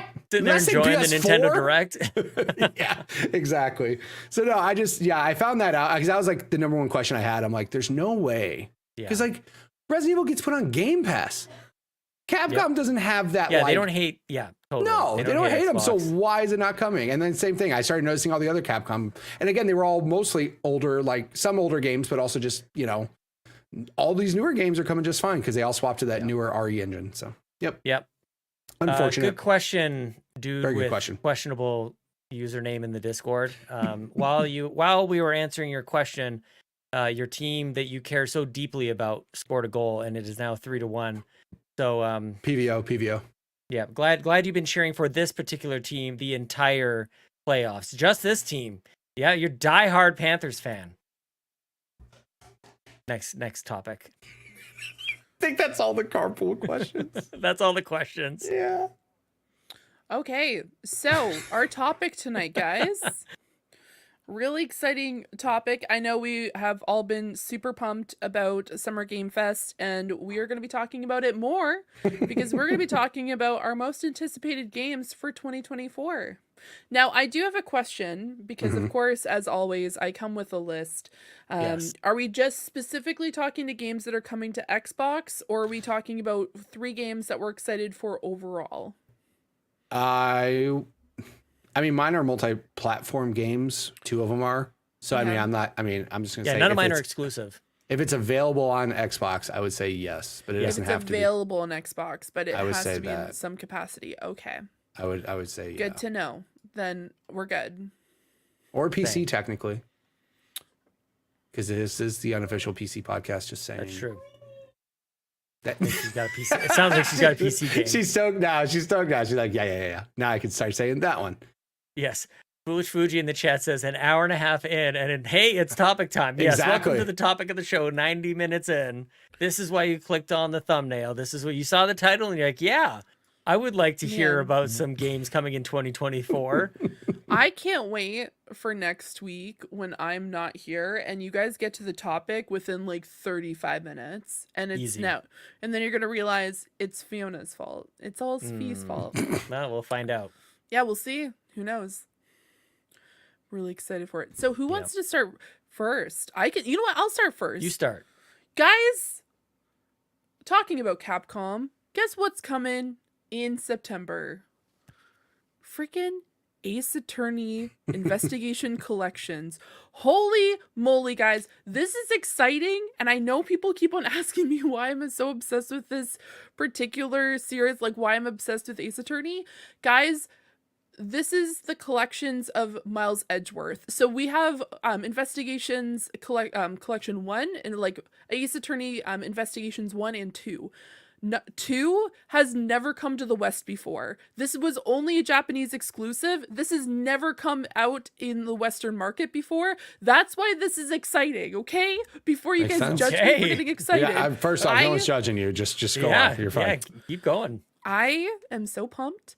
It looks great. I'm so excited to play this game. Miles Edgeworth, like I said, I asked a question to the Xbox Drive and said that he is our collective husband, mostly because Seth said that he is his husband. He's also my husband. You asked the Nintendo Drive. Yes, I asked the Nintendo Drive. Yeah, we're the Xbox Drive. Yeah, that's us. The Xbox That's us. Drive. That's Guys, us, I would love it if you sent in questions. Long-time listener Fiona McKinnon asks. Guys, guess what I'm going to be doing while I'm away on vacation? I'm sending you guys questions. And it's going to be fantastic. I'm going to say long time fan of the show. Yeah, first time, long time. Yeah, first time. So excited to hear from you. Yeah, it's so exciting that they're implementing so many other options for people to be able to play this game, because originally I think there was a fan edit. So what someone did was took the entirety of Investigations 2 and made a fan translation and posted it online. That was the only way you could play this Investigations 2 game. So this is really exciting. I'm so pumped. For people who aren't aware, there is Phoenix Wright Ace Attorney, and usually follows the attorney side, but he's a prosecutor. So this is all about Miles Edgeworth and his side. So the game is definitely different than what you're used to when it comes to Phoenix Wright, because of course you are not the attorney, you are the prosecutor. So there is different what's mechanics. The difference? I thought a prosecutor was an attorney. Okay, so in this particular world, and I apologize, so the whole premise of the game is that this is a different world, or different like timeline where the law, like, and especially when it comes to legal proceedings, you only have 3 days to show that you're like actual like person that you're defending. For of course, when it comes to Phoenix Wright, you have 3 days, or they essentially either get jailed for life or executed. And when it comes to this particular side, he's always fighting against them, so he's trying to put people away into jail, whereas Phoenix Wright is one of the guys who's just like, I'm going to defend you so you don't get put into jail. Defense attorney. Defense attorney. Attorney. Got it. Prosecutor. Got it. Exactly. So that's why I'm just really excited for this. Miles isn't that likable. Why do you love him, Fee? Okay, first of all, he's misunderstood. He went through a lot. She can fix him. She can fix him. In the chat. We can all fix him. Guys, I'm not going to spoil anything. He watched his father die in an elevator when he was pretty sure you just spoiled child. Everything, but yeah. I did not spoil anything, because this comes out in the very first game. It's just who he is. So he watched his father die. He's a character in a game. I could fix him. He just goes through a lot, okay? He's been very misunderstood. There are times where him and Phoenix, like him and of course Phoenix are like, they grew up together. They were best friends, and then there was a rift. But I'm not going to tell you about the rift. Thank you, Fuya. I get it, Fee. I understand Miles. Fuya is on the Miles train as well. We're all here for it. There's a lot of things going on there. I'm not going to spoil anything else. He's just gone through a lot. But also, he's definitely not the worst prosecutor by any means. He's he's fantastic in comparison to some other guys. Holy moly, the prosecutors in this game have problems as it is. There's one who's a convicted murderer, but we'll talk about that later at some point when I talk about Phoenix Wright in my like string theory over on the Pants podcast. Please, yes. So those are the games coming to Game Pass, right? Or they are already on Game Pass? Yeah, so the trilogy is already on there. Yeah. So that includes game 1, 2, and 3. And then they are going to be implementing, like, they don't have it on Game Pass. There's no plans to bring it to Game Pass, at least from what I saw in my very short time of investigating. No pun intended. Good. But She it is used the coming name in to- the name. Cool. I did. So that's why I was talking about it, because it is coming to Xbox One. So I'm very excited. Can I play him as Scotty Baldwin from General Hospital? I want to send people to Sing Sing. Well, there are definitely some opportunities to send some people to jail. If you want to play you can play the trilogy right now through Game Pass. There's some crazy people that you have to deal with, and finding out their past stories, and maybe you get to interrogate a parrot. Who knows? Go play the games, guys. You learn a lot. It's so fun, and definitely love not it. serious at all. I love it. Very cool. That's my first one. Nice. Good pick. When is that one coming out? Do you know? I believe that's September, coming is that out what you said? Yes, October? it's coming out September. I think it's 4th, which makes me very concerned. September 6th is Yeah. when it comes out. Nice. I was so excited, and I honestly was full planning on like live reacting to the Nintendo Direct with everyone until I got that spoiled for me, and I'm like, I can't logistically react to this because people are gonna be like, Fee must be so excited, and I would be like, oh, I this already is already knew spoiled it. for me. So I'm like, I can't do this. I can't do this to everyone. Because it's just a really good series. But we'll talk Nice. about what I like about it and why I'm so obsessed with it on the Pants podcast. Go to our Patreon, guys. Patreon. Really, we yeah, do that? Patreon. Yarden in Sean. the chat says, Fiona, have you seen Lincoln Lawyer, the TV show and movie? I have seen clips of it. I've seen Legal Eagle react to it. I have not watched it myself. Funny story. Speaking of Lincoln the lawyer and Miles, is it Edgeworth? Is that what his Yes. name? My son is named Lincoln, and we nearly named him Miles. It was very close. So kind of funny that came up there. Man, Sign from the universe. Everything is working out okay. Right. We're exactly. doing all right. I like it. I'll take it. Man, Yes. Mitch, Yes. what is your first anticipated game? So this is actually the game that I was mentioning that I'd be playing Elden Ring for up until this comes out, and that's Star Wars Outlaws. It's open world Star Wars, guys. Do I have to keep talking? Do I have to? It's open world Yes. Star Wars. Nope, It's my turn. amazing. It's so good. Okay, yeah, it's your turn. No, for real though, like open world Star Wars. I mean, I played Jedi Survivor, Jedi Fallen Order, and I love them to death. Obviously, this one's a little bit different. It is not made by Respawn, it's made by Ubisoft, kind of a different vibe of this game. But I'm just so for it, man. I'm such a Star Wars nerd. And this also, by the way, I appreciate games coming out like late August. Give me a Same. little time. Give me a Yep. little time. Give me a month or so to get this game in. Now, here's the only thing I will say. One thing I am not a fan of this game, unfortunately, is Ubisoft's BS on their season pass stuff. Can't stand how you put Jabba the Hutt behind a paywall, you monsters. Jabba the Hutt's mission is behind a paywall That does on the suck. season pass. Y'all suck, dude. What are you doing to me? I love Star Wars so much, and you do this to me. So, however, I have the cheat code for that. I'm going to sign up for Ubisoft Plus for $17.99 for the first month, and I am going to run through this game. I'm going to just get everything done with this game and pay only $17.99 for that, which includes the actual season pass that has the Jabba the Hutt mission. So I refuse to pay $100 for this game because of Ubisoft's nonsense.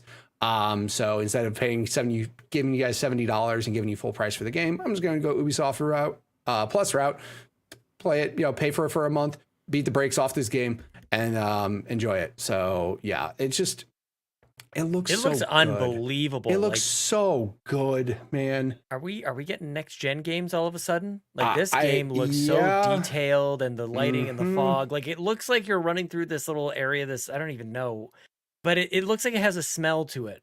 You know, like it's so Right. detailed that it's like there's a musk, there's a humidity here that you can almost like feel. And I just think it looks like exactly as it should. And there's Doesn't look speeder like bikes in the compromise. game, and Yeah. there's like, God, man, this game is going to be awesome. I cannot wait.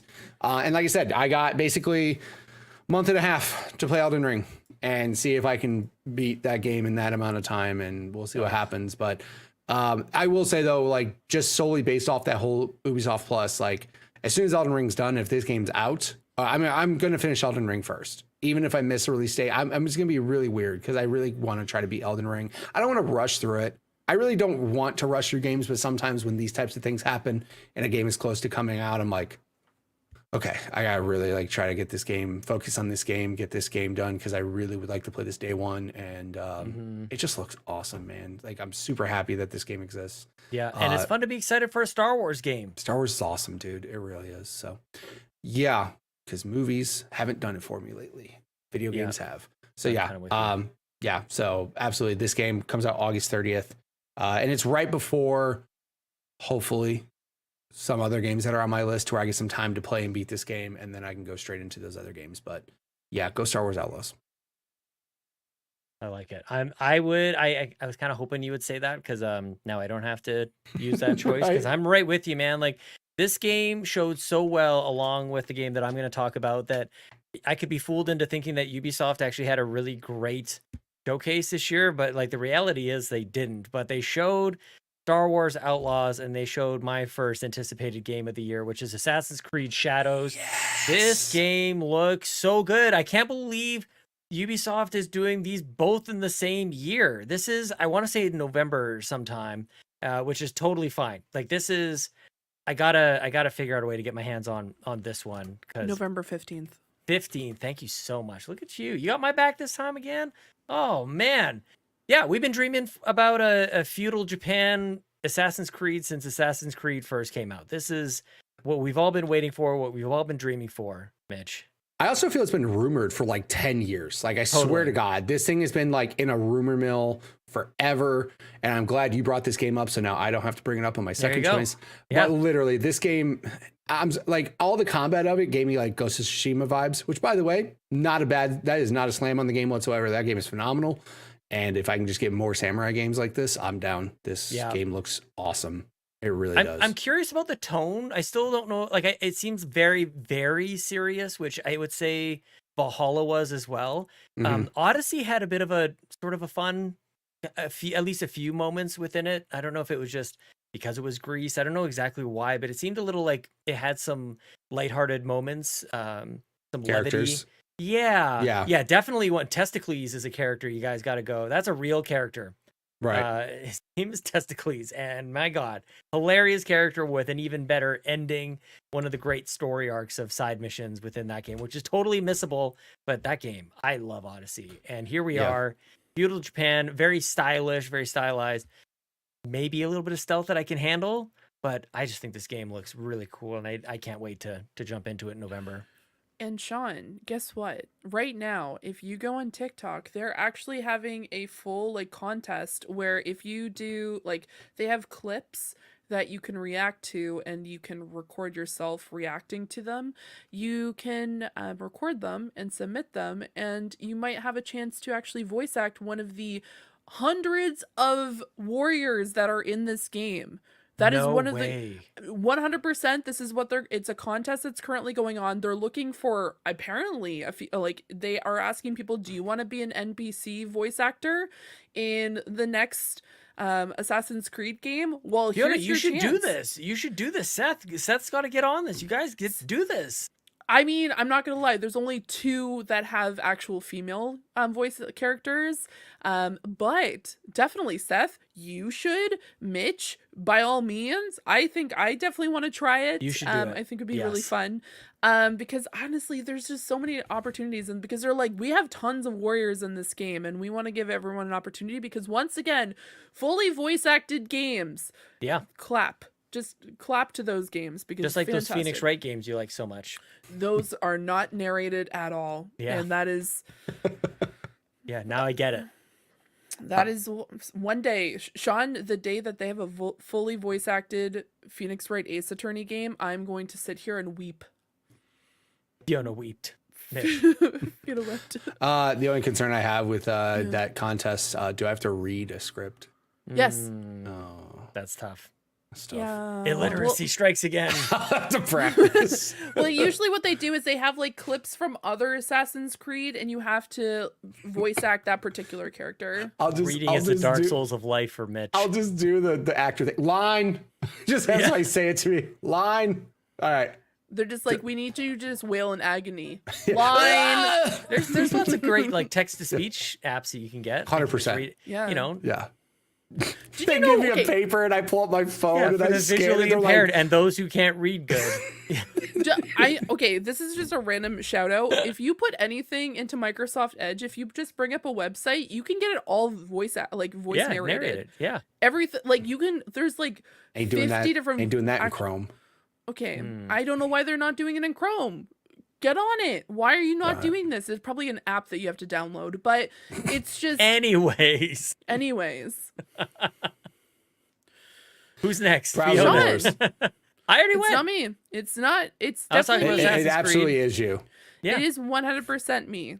Yeah. 100%. That's how a circle goes. Like, me That's to a him, circle. to Yeah, you, 360. to me. Yeah. Why not? We'll just like go actually like just fully out of order because it's so many options with 3 people. That's true. It's just back and forth.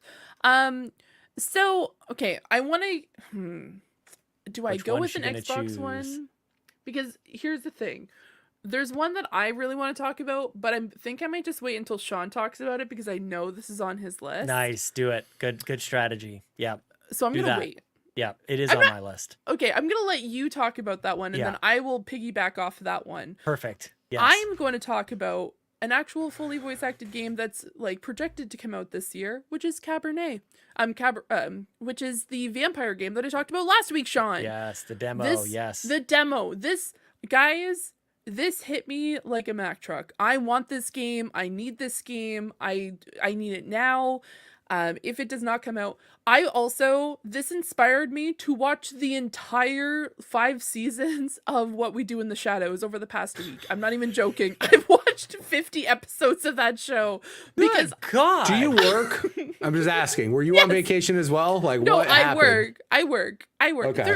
They're 22 minutes long. They're very Did you short just pull episodes. a get a job on Fiona just now? Yeah, like, do you work? Do you have income? Yes, I work. I work Okay. all the You time. have income. I'm just making sure.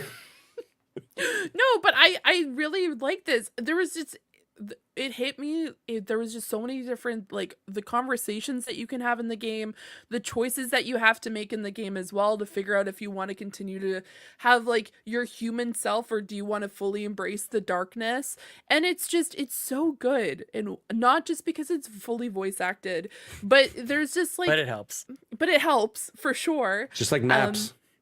Maps and the help, voice- definitely. Oh, I should. Maps help? I haven't been talking about maps this whole time, man. Man, what a missed I opportunity. bet Assassin's Creed's gonna have an awesome Assassin's map. Creed's Sean. gonna have a great map. Hopefully, Great Yeah, map. actually, speaking of maps, that Star Wars Survivor, like the Star Wars Jedi games from EA, Uh-huh. those maps suck, dude. Those Yeah, they're maps pretty are bad. awful. Yeah, they're not not good good. maps. Not good maps. No, Right. Outlaws will be better. No worries. Continue. No worries at all. I think I'm just very excited for this. I'm so sorry. It's just very warm in this I'm with room. you. No, I'll fan myself Okay, too. I'm cool, hot fantastic. down here too. I was gonna say when you were talking about Star Wars Outlaws and you're like, oh, it feels like it's very humid there. I'm humid. like, I'm literally living it. It was Yeah. 34 degrees with 60% humidity this week, Sean. Awful. I know that was a random side note, but I digress. You're walking through a waterfall. I- That's no good. Exactly. It's a soup. It's Yeah. like walking through soup. Pea soup, Just pea just like soup. the But fog no, in Turok. 4 I- minutes left. 3-1 Edmonton Oilers. Come on, guys, close Woo! it out. Oh, Woo! history.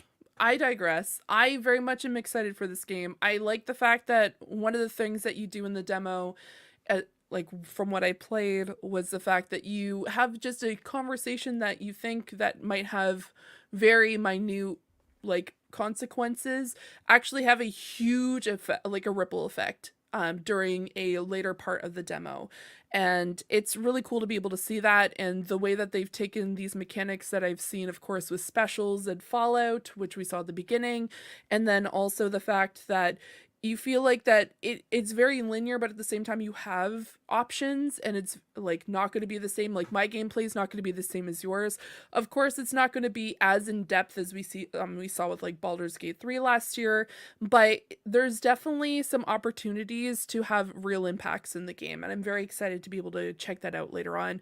It seems as though that the Oilers have actually scored another goal. They are currently at 4-1. Panthers, you have very short amount of time to be able to get 3 goals, my friends.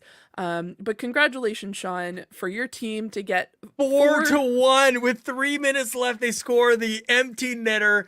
They're going to be forcing a game 7. You guys, it's never happened before. This does not happen. This is insane. Oh my gosh. Sorry, Jaws. I'm sorry, buddy. Oh man. I'm Why? sorry, buddy. Josh cheering for Florida? Yeah, he lives in Who Florida. cares about Florida Panthers, man? Who gives a damn? This gives is a all damn we've about got that up here, state? man. Come on. We Yeah. need this. Oh, this is congratulations. insane. Sorry. I'm sorry. No worries. Don't be sorry. Don't It's be that sorry. level of excitement that we love. We Oh love my it. Thank you gosh. for being here, Sean. We appreciate My you. pleasure. My pleasure. It was phenomenal. It's been really exciting to be able to fully not understand what's happening other than the fact that there's scores being had. But yeah, that is Cabernet, and not to be confused with Cabaret, which has currently been stuck in my head because the Tonys were last weekend. But Guys, 5-1. Empty netter again. How? 5-1. Oh, The empty yes. netter. They just shot it at the goal. Yep. Oh, you why guys, was I there can't no believe goalie there? Because That they're trying seems to too hard win. to They have explain. 6 players. They have 6 players on the ice instead of the 5 Yeah, and their they're goalie. risking it for the biscuit. They take the goalie off to get an extra player on the ice, but they suck apparently, and now they just got scored on again. That seems very 5-1. irresponsible. They should have a goalie there if their goals being had on their team, they should have a goalie there. Well, typically with the 6th person on the ice, they prevent, the other team from getting the puck to shoot. Yeah, the, it's a the- risk. But they didn't it's a prevent risk. the other 3 goals, so I Nope, don't they failed. understand why they put. I'm sorry, I don't understand hockey. I'm the worst Canadian. Take your on the Canada planet. card away. How dare you? By all Okay. means. Okay. Don't they Look, teach it that doesn't in, like, matter why. elementary All we school or need to something? know Like- is that the Oilers are up 5-1. They're forcing game 7. They were down 3. Now they had lost 3 games in a row. They were out of it. Everybody was counting them out. And here they are, 3-3 in a best of 7. The first team to win 4 games. Oh, that's going to be the Oilers. That's going to be them. I'm just going to Panthers- message my buddy. I'm so sorry. I just messaged that right now. Panthers, you made a bad choice, and I'm not even a hockey fan, but I can see right through this, and this was a really poor decision on your part. Sometimes it works. But anyway. Yeah. It doesn't work for Okay, them. Cabernet. Fantastic. You should go check it out. The demo is still Amazing. available. Please go play it, guys. Please tell me if you have played it. Feel free to directly message me. Post it in the Xbox Drive section in the Discord, aka also the PC Drive, because that's how things work. We also have a PC section. Just tag me there. I would love to have a discussion about this, because right now I've just been gushing about it on 2 podcasts. But I have no one to actually talk about the actual consequences. So please go and play it. But I digress. Mitch, I would love to know what your other game that you're you're anticipating for this year. So it was going to be Assassin's Creed. Like, that was obviously going to be up there. So I had backups, though. I will say the one that maybe you talked about as well, Indiana Jones. Oh, nice. So me personally, I know a couple people that are actually kind of lukewarm on this game right now. Personally, I don't know why. They're kind of just like, it looks all right. I am not going to lie. I am a little weirded out that at this most recent Xbox showcase, they showed us like more story beats, which, to be honest, I kind of don't want to see more story. I kind of want to see gameplay. Not to mention, if this game is supposed to come out this year and you didn't show us more gameplay, you showed us a story thing. I don't really want to see that. You already sold me on the game. Personally, I don't care about the story. I want to see your gameplay. I want to see how Indy is using guns and his whips and all the above to try to solve puzzles and do all that stuff. That's what I was hoping to see. Didn't show that as a game showcase. However, there is still Gamescom in like 2 months, so they could show more there. And to be honest, if they don't, I would be worried this game even comes out this year. But Machine Games, which you just saw the logo there, they made Wolfenstein, and Wolfenstein's awesome. The story's over the top. It's insane. Like the story of Wolfenstein, graphically, the fidelity of the game is amazing. It's Wolfenstein. It's one of the first FPSs ever. Like, their shooting mechanics are on point.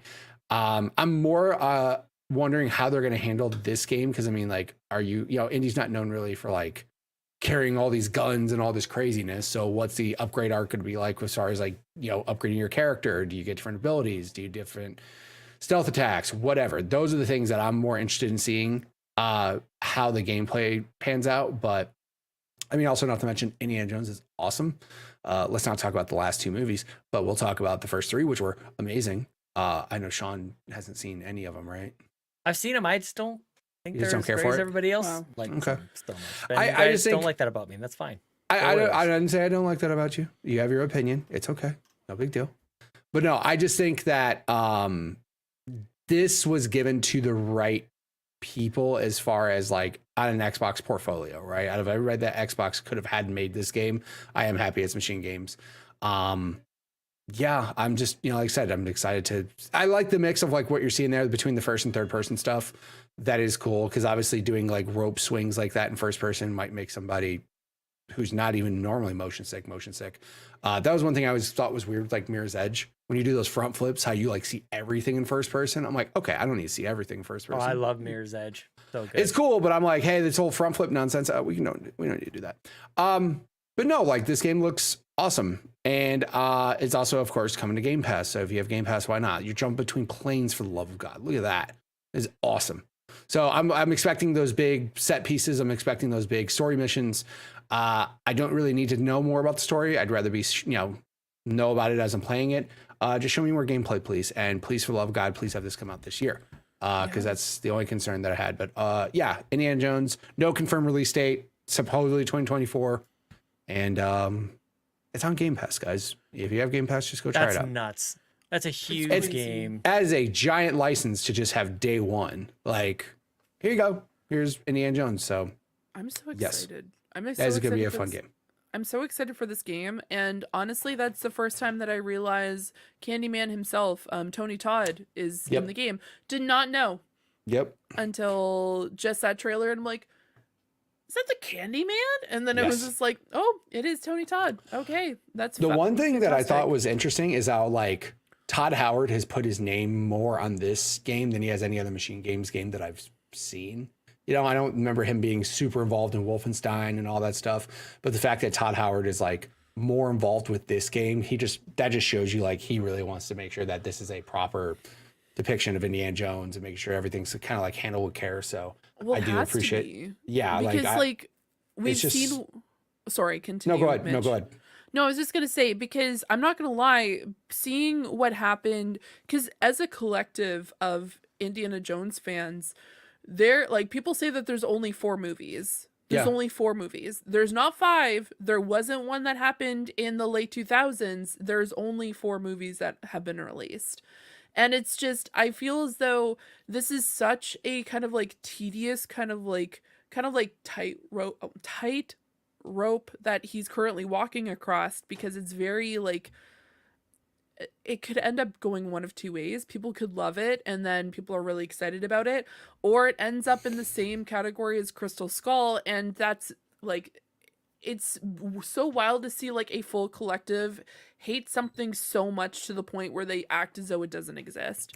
So that's my slight concern with it, is the fact that it's so beloved that if they make a mess of this, then it goes into the same category. I think, like I said, I think like with certain people at the helm of, like I said, like that's why when they said executive producer Todd Howard, like they haven't done that at all for Wolfenstein, right? They just kind of let Machine Games do their thing. Like, we know you're going to do good. Just do your thing. But the fact that like Todd Howard seems more involved, that's what gives me hope of like Todd Howard knows how to tell great stories, and he would probably look over that story and be like, hey guys, Yeah. maybe you want to look at something here, maybe change this here, maybe do this story beat, maybe change this tense. I don't know. I just feel like the right people are on this game, and I'm just super excited to play it. And again, I don't expect some like 40-hour adventure or any weirdness like that. I literally think it's gonna be like a 10-hour game, because Wolfenstein was like the same thing. But at the same time, like I don't expect this to be some large scale game, but I'm also not upset by that either. Like, just give me if you just took Wolfenstein, added an Indiana Jones skin, I'm totally cool with that. You shoot Nazis in both. It's fine. Look, even though I'm not a huge fan of the movies, I think this could be a case where it maybe is more fun as a game for me. Yeah. Oh, for You know? sure. I think it might be a more fun adventure as a game. The puzzles look kind of neat, and yeah, it's just jumping from planes and stuff and punching Nazis in the face. I'm in, like, for this game. Don't let my lack of fandom for the franchise and the IP overall confuse. This is coming to Game Pass. Machine Games makes great games. I love Tomb Raider and Uncharted, so obviously both are inspired by Indiana Jones. So I'm curious on the cinematic kind of element of this as well, which they did show. Whether or not that was a smart move or not, I'm very curious on how that's going to play out, and the mix of gameplay and visual storytelling and more of a movie experience within a game. I think I'm very curious to see how they do that. Absolutely. And I just want to say, I'm not saying that I think that this game is going to not do well. It's just, it is a beloved series, and I love Oh yeah, it'll draw Indiana Jones. huge attention, like It'll- real critique. Yeah. Yeah, people are going to be nitpicking at it, and that's why I was really excited. And I know, I think Mitch mentioned it as well. It was, oh no, I think it may have been Ryan. It was when they showed the map over top of where they were flying, and they showed like the actual map. And that's really exciting, because that's that's a nod to the actual movies. Right. So I'm very excited to see like what other nods. Like, they have to have an achievement that says like, why'd you bring a sword to why'd you bring a sword Snakes. to a Why did it have gunfight? to be snakes? Yes. That's They gonna be an have to- achievement. They have to sure. have those like nods. Absolutely. I also feel like unfortunately though, any rabid fan base is like that. Star Wars. How bad is Star Wars fans when it comes like anything new that messes with anything that could be Star perfect in Wars. their young brain when they first saw Star Wars, right? Like, Oh yeah. there's kids out there that say the prequels were better than the originals, and then there's people that say this new trilogy is better than the prequels, and those people are wrong. And then people hate Acolyte. Who knows? Yeah, exactly. Like I said, unfortunately, that's the case with any sort of like rabid fan base. You're going to get those people that are like, you better not mess this up, or I will flame. And again, I just don't think.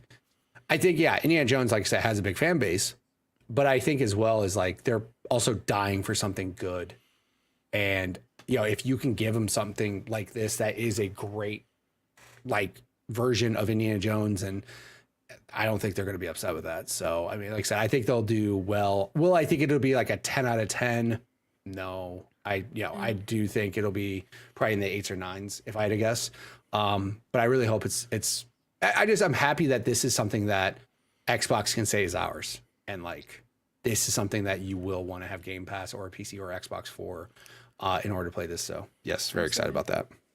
Awesome. And Sean, looks like you're already bringing up something maybe also brings nostalgia to you. Would you like to talk about this game that you're currently showing us on the screen? I was not thinking about it that way, but that makes me feel very old. That I guess technically Dragon Age is a game that can be nostalgic for me. Goodness gracious.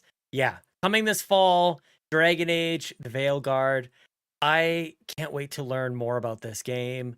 I think I might need to. There's a strategy I think some people have with various games. I tend to like make a decision if I want to play it or not, and then that's it. And then I just don't want to learn anything else. But there's so much in these games that I don't really want to miss anything. I don't know if you're the same, like you want to know all the character classes and all the different choices and all these different things. Like in the past, I've generally kind of stayed out of that, but then there's things that I could miss. So I might want to be jumping in and listening to podcasts and videos and stuff between now and when this game eventually comes out this fall, which I'm just excited that it's imminent, because the stories of development on this game have been kind of nasty over the last couple of years. And like, where is it? And all of a sudden it's here. We got a nice long gameplay reveal. Was it last week or the week before? And I think it looks really good. So how could this not be at the top of or amongst the most anticipated games? Like, BioWare is hopefully returning to form here with this Dragon Age game. So I'm pumped about it coming this fall. Yeah, I definitely agree. I'm very excited to play this game. As someone who, and we talked about this last week, I haven't fully played a Dragon Age game before other than the character creator, but people have been asking me what my thoughts are of this game, especially with the fact that I was very much into Baldur's Gate, and they thought that maybe I had played Inquisition. No, I have not played Inquisition, which is currently on my list of things to play with between now and then, which is I know there's Baldur's not that much Gate's time. in there too, like Baldur's Gate is there. And this is gonna sound very silly, I do want to know who the romanceable characters are. It's something that I know it was a huge sell with Inquisition and the other games, and also just being able to see the mechanics. The lighting in this game looks insane. Totally. Guys, they have people who just do lighting. I don't know if you guys know this. When it comes to character creation, there is a lights smith, essentially the person who does the lighting. Look at the rain on the ground, like the little puddles, the little ripples. That looks great. The puddle game is top tier. So freaking good. I'm so pumped for this. I'm very excited to hop in. I'm like, for someone who hasn't played a full Dragon Age, I'm very interested to see what's going on here, what the whole premise is. I'm slightly concerned from an aspect because I haven't played a Dragon Age game before. So if I'm going to be missing anything, but of course I do want to check out the other games as well. And I know how long they are as well. Yeah. But yeah, it looks so good. The fighting mechanics, also for people who were upset about Baldur's Gate, guys, you can actually attack in this game. It's not just turn-based, because you guys had a panic attack last year about it. And I'm not saying this for people who usually listen to the podcast. The people in our community are fantastic. But there were some people that were just not vibing with the turn-based mechanics. And so this is definitely right up my alley. I don't know how well I would do in a ranged. I'm a hack and slash person, guys. Shocker. So I'm very excited to check out the different mechanics and the different characters. And I want to make my own. That's something I'm concerned about.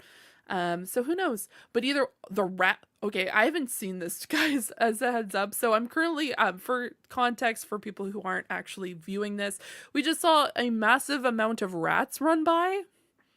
Wild. Just wild. Game's got everything. Got lightning in the sky. It's got great, Yeah. great ambiance and rats. Tons of Running them. in. Mm-hmm. Yeah, No, this is- I'm excited. And we hear that the origins are back, like the different stories to start the game depending on the character or the class that you choose. Like that's what I love most probably about Origins, is that if you're a mage, you start in the mage tower. And it's a whole scenario that you got to clear out there. And if you're a city elf, it's a wedding situation that is different depending on if you're a male or female. You're the bride or the groom. Like these games have such huge potential, and it's just geeking out 100% because it's D&D. You know, it doesn't get any dorkier than this. So it's we're all in our geeky. We just love it. So Dragon Love Age it. coming this fall. I need a date. I need to start planning this stuff out. But the Veil Guard, I'm excited about it, man. Come on, BioWare. Could be a hell of a year for Edmonton. Game is developed in Edmonton. Edmonton Oilers are going to Game 7, man. Like, let's Just go. a hell of a year, man. Mm-hmm. what a year. 2024. Oh man, guys, there's just so many games coming out, and I'm a mess. I'll give a special shout out. I'll give an honorable mention to Nice. Phoenix Springs. I talked about this, and I will continue to talk about this. I will be playing this in September. This game looks phenomenal. I've already talked about it to death, and honestly, I'm going to talk about it even more when it comes out, because this game, I'm already expecting to be in my top, like my actual game of the year list. It's so cool and fantastic, and the storytelling is phenomenal, and that's my honorable mention for that one. What game? Did you say the This title? is Phoenix Springs. Oh, This okay. was the Yes, point very and click cool. that I've talked about consistently. I'm gonna, you know what? I'm going to talk about a game that's just around the corner, guys. This is actually a DLC because this is massive. I don't know if you guys have heard of it. It's a very small game. It's actually critically acclaimed. It's a critically acclaimed MMORPG, Final Fantasy XIV Dawn Trail. So Dawn Trail, guys, this is going to consume my summer, and that's also why I'm kind of hesitant to play Baldur's Gate. I also, and I'm going to tell you guys, and I'm going to tell you a secret. I'm not caught up. So I need to catch up on I know. I've failed all of you. I failed all of the Final Fantasy care. fans. Sean doesn't care. Sean's on cloud 9 right now because of the Oilers, but I'm so excited for this game though. It looks fantastic. There is so many different things, of course, I'm not going to spoil what happened over the past few expansions, but now we get to venture out. We get to see what's outside and beyond where we have ventured before. It almost gives, to call back to something I talked about a few weeks ago, which was Game of Thrones. It's very much Arya at the end of season 8 of Game of Thrones, where she's going off on her sea adventure. I know how much Ryan is so excited to play as a pirate, but we get to venture to do different locations that we've never been to before. Mind you, the last time we did kind of something like this, it was Stormblood, and I'm not gonna lie, Stormblood is my least favorite DLC. But even the motorcycle outside, which I don't know if you guys can hear or not, is going nuts. Nope. But perfect. I'm so happy you didn't hear that, because it is loud. But I'm very excited. I am very interested to see where the story goes, because the team's kind of split up. People are on different branches of the world, and we get to go find out, and we get to learn about these new places. So yeah, I'm very excited to hop back in again. It consumed my life the last time when we played, and we got into Endwalker. Of course, we ended just after Endwalker, so for context, there is post Endwalker, and then there's pre Dawn Trail that you have, like, story quest wise, that I have not completed yet, so please don't come and spoil it for me.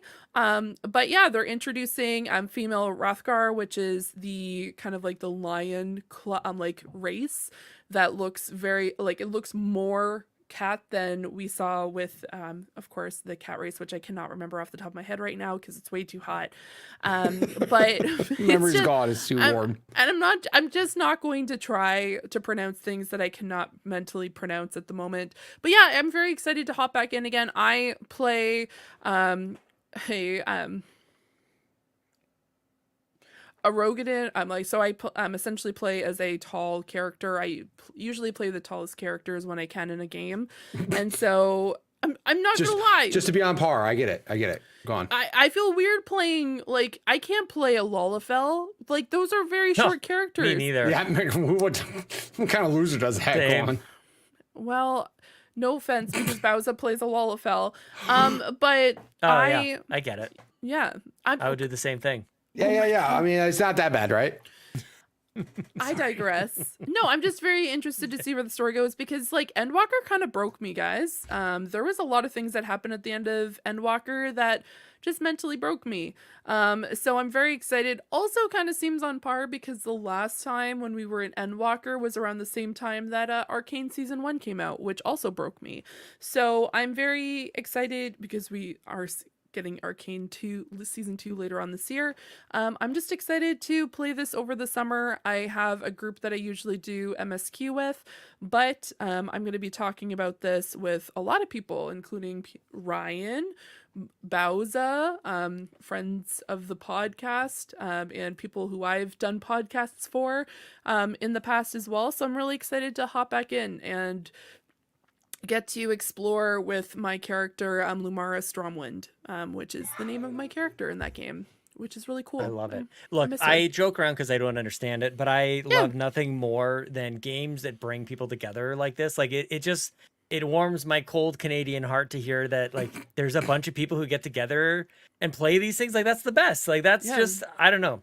Like Mitch playing games with his friends on the weekends and shooting up bad guys, and you guys getting together and doing quests and MMOs and stuff like that's. I don't know. I've always loved that. And there is an element of me that wishes I got it, but I also don't want to spend $20 a month or whatever it is you guys pay to play this dang game. But like, all power to you, man, because it means that it's good that you're willing to jump in at that price. Yeah. And honestly, I might have to do some more conducting, which is essentially going around and telling tens of, like, quite a large amount of people. I think the most I ever had was like 80 people, and you just go and kill world bosses for an hour, which is a lot of fun. So I miss it. And I'm really excited to, the price point is very hefty. I can definitely attest to that. I do appreciate the fact that it's a little bit more linear than other MMOs, but yeah, it's hefty for sure. But Mitch, what is your last most anticipated game? It should be pretty obvious. It's Call of Duty Black Ops 6. That mouse game. I didn't want to assume. No, that's true. Winter. No, I'm just giving you crap. Like I said, it was going to be Assassin's Creed and all these things, and then like I was like, Black Ops is a super easy choice in case anybody else takes the games that I want to. Yeah, it's Black Ops. The Omni movement.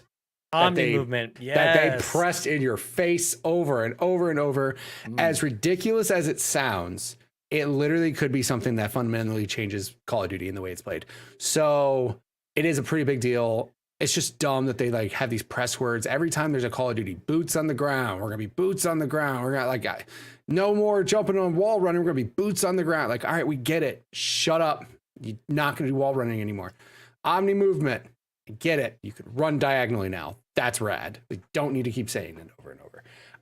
But no, I'm super stoked that this is coming out. The movement so far, overall, honestly, that movement is going to translate to completely changing Warzone as well.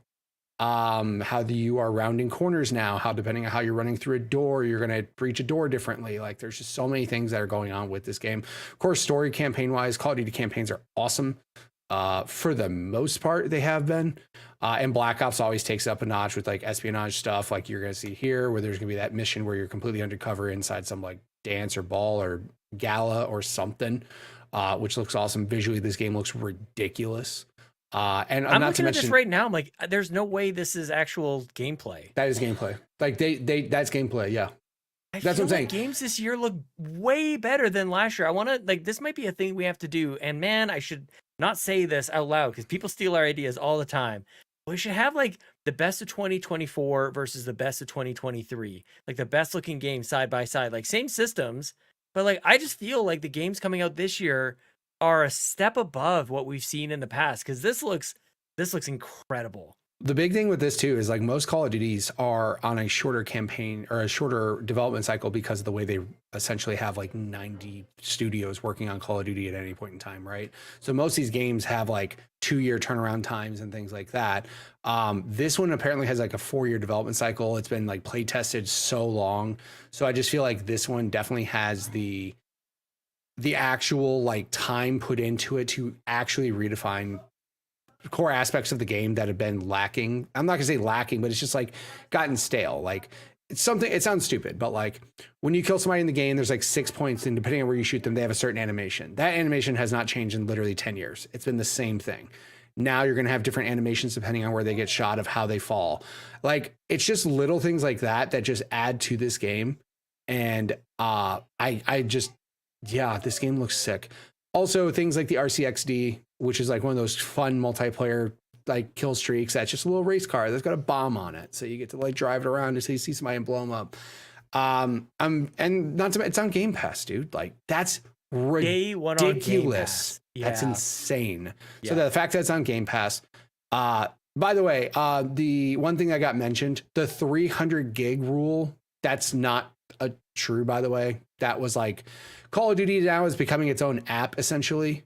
So like Call of Duty as a game can like have Black Ops, Modern Warfare, Warzone, have all these things in there. So overall, it could be 300 gigs depending on what all you got installed. But this game, they did confirm it's not going to be 300 gigs by itself, which I'm like thankful for that. But it just looks like there's core things of Call of Duty that are going to change that I'm very much looking forward to. The multiplayer is going to be awesome. I can't wait to incorporate all the stuff into Warzone. I really hope Verdansk comes back, which anybody who's played Warzone back in OG Warzone when we were still, lockdown Warzone was the best Warzone ever made. And everybody keeps saying Verdansk is a map that they want back more than anything because that was the best time of Call of Duty. If Call of Duty back in then did not have cheaters, we would still be playing that version of Warzone. But the fact that cheaters ruined it, they had to redesign a bunch of engine stuff and they had to change up the game. And that version of Warzone, OG Warzone, was the best version of Warzone ever. There's been rumors of the map coming back. And that's one thing that like collectively, no one in Call of Duty would get upset if they did that. So I really hope if they don't do it with like some season update for this version of Warzone, if they launch Black Ops 6 Warzone with Verdansk, people would lose their mind. It's on Game Pass. I just, Okay, so it's coming to Game Pass. We understand that it's coming to Game Pass. I keep saying that because it's nuts. That's insane that like a game is going, that caliber is going there. I also appreciate their upgrade path, which I know, Sean, you don't like it as much, but for somebody who has played the pay $30 extra for the DLC and early access and all that, I don't stuff. hate that. No, I don't hate that at all. Well, like you were saying, like when games like play it first on Game Pass, but then you pay $30 extra to play it early on Game Pass. I'm a fan of that. I think that makes a lot of sense. Was it I don't know, Bowser everyone that said- else. It was A lot of Bowser that people said don't it. like Never that. mind. I like it. I think like Forza did that. Gears of War has done it. I think it makes a lot of sense, actually. Yeah, and they Starfield are- did that. I paid for it for Starfield. Yeah, and they're doing that same thing with COD, where I was already paying $100 for every COD version, except for this last one because I boycotted it. But I was paying $100 for every one of those versions, and now I can do an upgrade for $30. Yeah. Thanks. I'm there day one, man, or day -3 or whatever it's going to be. Yeah. I think this game looks really good. And I'm glad we get to celebrate it here because it's so popular that people hate on it like Nickelback. That's ridiculous. Who was watching the Oilers just win game 6. Love the tie-in. Yeah. Love it. Bring it all back. You're Bring it welcome. all back. Yeah, Oilers won. Yeah, usually what they've been doing lately is the campaign actually comes out real early. Like they've been doing the campaign like 2 weeks early. So it's like, Which is great because then you can play it and be done with it and then move on to multiplayer. Yep. So like, let's do that. Yeah, that makes a lot of Exactly. sense. So Yeah, just let it have its room so people and- actually play it. Yep, give it some time. And like I said, like the multiplayer, they're still narrowing that stuff down. So Black Ops 6 release date's October 26th, I believe. Nice. And We're gonna be busy, man. I We'll gotta be busy. get to my whiteboard and plan this out because holy crap. yeah, it's nuts. I can't wait. So As for me. yes, Black Ops 6. Yeah. I have a game called Flintlock: The Siege of Dawn. It's coming out on July Hey. 18th. This game looks so cool. I know you're going to be playing Elden Ring. That's your Souls game. This game, I guess we'd seen it before. I hadn't noticed it really until Xbox Showcase just a couple of weeks ago. And I just think this game looks incredible. to me, this is such a great get on Game Pass day one. So July 18th, I'm going to be trying to, try my hand at this dang Souls-like game. I also have Liza P on my list that I would like to get to, which similarly has my attention just almost entirely based on the setting and the graphics, man. I think this game looks really cool. So we'll see if I'm actually capable of playing this game, but it was the case of just a really great trailer at the showcase, and I want to get my hands on it, and I don't have to wait very long. So happy to have kind of like an indie game as part of it. It looks crazy to say this. This game looks amazing, and it is an indie title coming to Game Pass, Mitch. This game coming to Game Pass. Yeah. And the other thing too is it's funny because like unfortunately sometimes games get lost in the mix of like so many trailers happen right in a game, especially like new games like this where it's like not an established franchise, so sometimes you forget about it. Yes. And like this happened to this game last year or whenever it first got shown. I remember going, oh, that game looks cool. Yeah, but it's just one of those like sword around. It just like got lost in the mix of everything else, and then all of a sudden they're like, oh, did you forget how awesome this game was? Let's show you a new trailer. And I'm like, totally. Oh yeah, that looks awesome. And yeah, that's July, ain't it? Yep. Less than a month away. And Day I before will my be playing birthday. that as soon as I possibly can. Like that gives me more not Souls vibes though. Yes, it's Souls light. That's Souls light. So yeah, because you're right. Because like I think the traversal kind of is maybe why I was surprised to see or hear that it was a Souls like game. There's a lot of fast action in that. Like you're jumping around, magic. Yeah. Totally. But it still looks, regardless what type of game it is, it looks awesome. It looks fun. So It's got all like for Sin City elements to this trailer as well, like this black and white, very high contrast kind of thing. So that very caught my cinematic attention for sure. Yeah, and maybe that's what it needed. It just needed like this high impact trailer to capture my attention. Because otherwise, like you look at what's really here. There's a couple monsters and zombies and skeletons. You're slashing them up, and you see that 1,000 times a year. But, sure. Yeah, I'm very intrigued. Flintlock. I've had to really work on remembering this name because it's not I don't think that's a real word, so I just had to really memorize that. I keep forgetting that game is literally a month away. That's ridiculous. It's a month out, and that's crazy. I focused my games on like stuff that actually had a date, or at least like a season. So Dragon Age coming out in the fall. This one's coming out next month, and Assassin's Creed coming out in November as well. So I mean, Doom would be on the list. Gears would be on the list. Like Avowed also is up there as well. So shout outs to a couple other games because. We've talked about this showcase that we've seen in the Summer Game Fest overall. I'm hyped for so many games. We really just had to do 3 tonight because we didn't want to have a 3-hour podcast, only Agreed. a 2.5-hour podcast. Yes. Yeah. Makes sense. Yeah. There's so many games still coming out though. There's so many games. So many. But yeah, I think that's it, guys. Did we do it? That is it. I think we did it. I think we did it. Sean, you know who else did it? The Oilers. Good job. My Edmonton Oilers. Oh my That's right. gosh, you guys. I want to rewatch that whole game too, because I just kind of I could see when like things were happening out of the corner of my eye. I'm like, oh, that looks like maybe a breakaway, maybe a chance, and yeah, good. But I'm glad I didn't miss the show. I wouldn't want to what a great set of topics, good questions from the communities. We got to just have sweet hangs tonight. So I'm glad I got to have the best of both worlds. I ate my cake and I also had it too. You know what I mean? Good job, Does that buddy. sentence make any sense to anybody? Like you want to have the cake and eat it too? You want to have it in front of you and then eat it. Like I didn't realize that's what that If you have it in front of you and referring you don't eat it, isn't that more strange? to. That is weird. Yeah. You just want to have your cake. Like you just so have a it's there. cake and you're like, yay, I have cake. Yeah, have cake. I don't know. Cake's not that pretty to stare But if at. you eat it, you no longer Sometimes have it cake. is. There's beautiful cakes. There are, but you know what cake's meant to do? Go here. Yeah, I'm in mouth. Sorry. Yeah. Shout out to I don't know. cakes. Sometimes I look at a cake and you know what? No, we're not having this discussion. Yeah, we could end the show. We're gonna end the show, guys. We're gonna end it. We're gonna end it here. Before we get to some shout outs, do we want to go around the room and talk about where people can be found? Yes. Yes. You know what? We'll start off with Mitch. Where can people find you?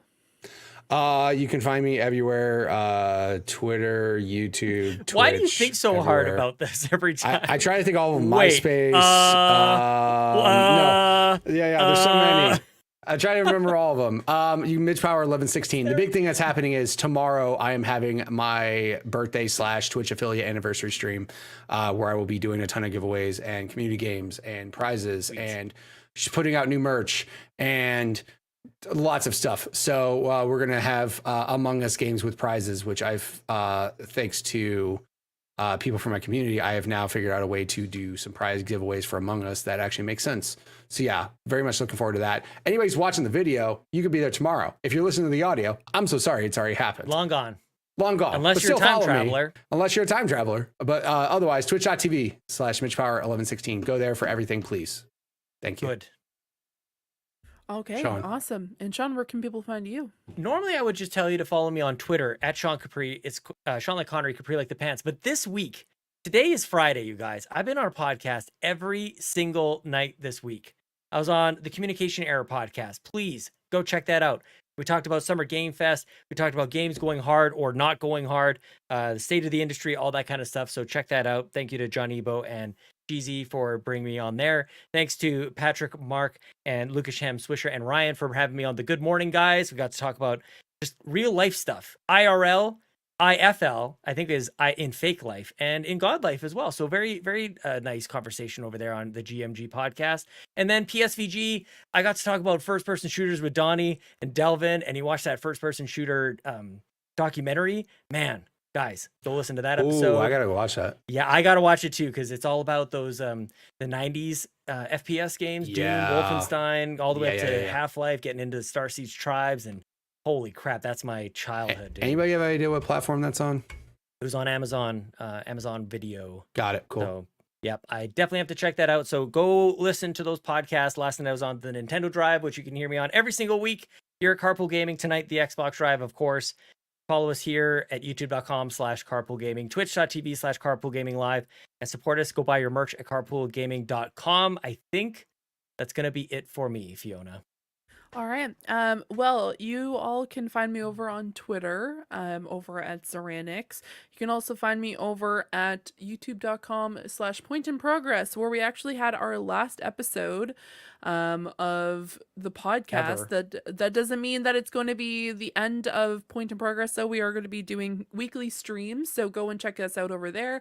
We're going to be playing things like DBD, and we're going to be playing some community games and stuff like that, and really going to our roots, so definitely go check us out over there. But that doesn't mean that we're not going to have specific storylines or specifically different things that we're going to be doing. I'm going to be announcing something that I'm going to be doing later on this year as well, so definitely go check us out over there. You can also check me out over on my own Twitch at twitch.tv/Zeranix. I was lucky enough to get a code for a demo that I played, which was Tavern Talk from Future Friends. So I'm going to be playing that this weekend. So definitely go check me out over there. I'm going to be playing probably tomorrow night, but definitely on Sunday I'll be playing through that game. I'm very excited. It was an absolutely adorable experience, and I'm super pumped to be able to go and play that like the full game, not just the demo, guys, the full game.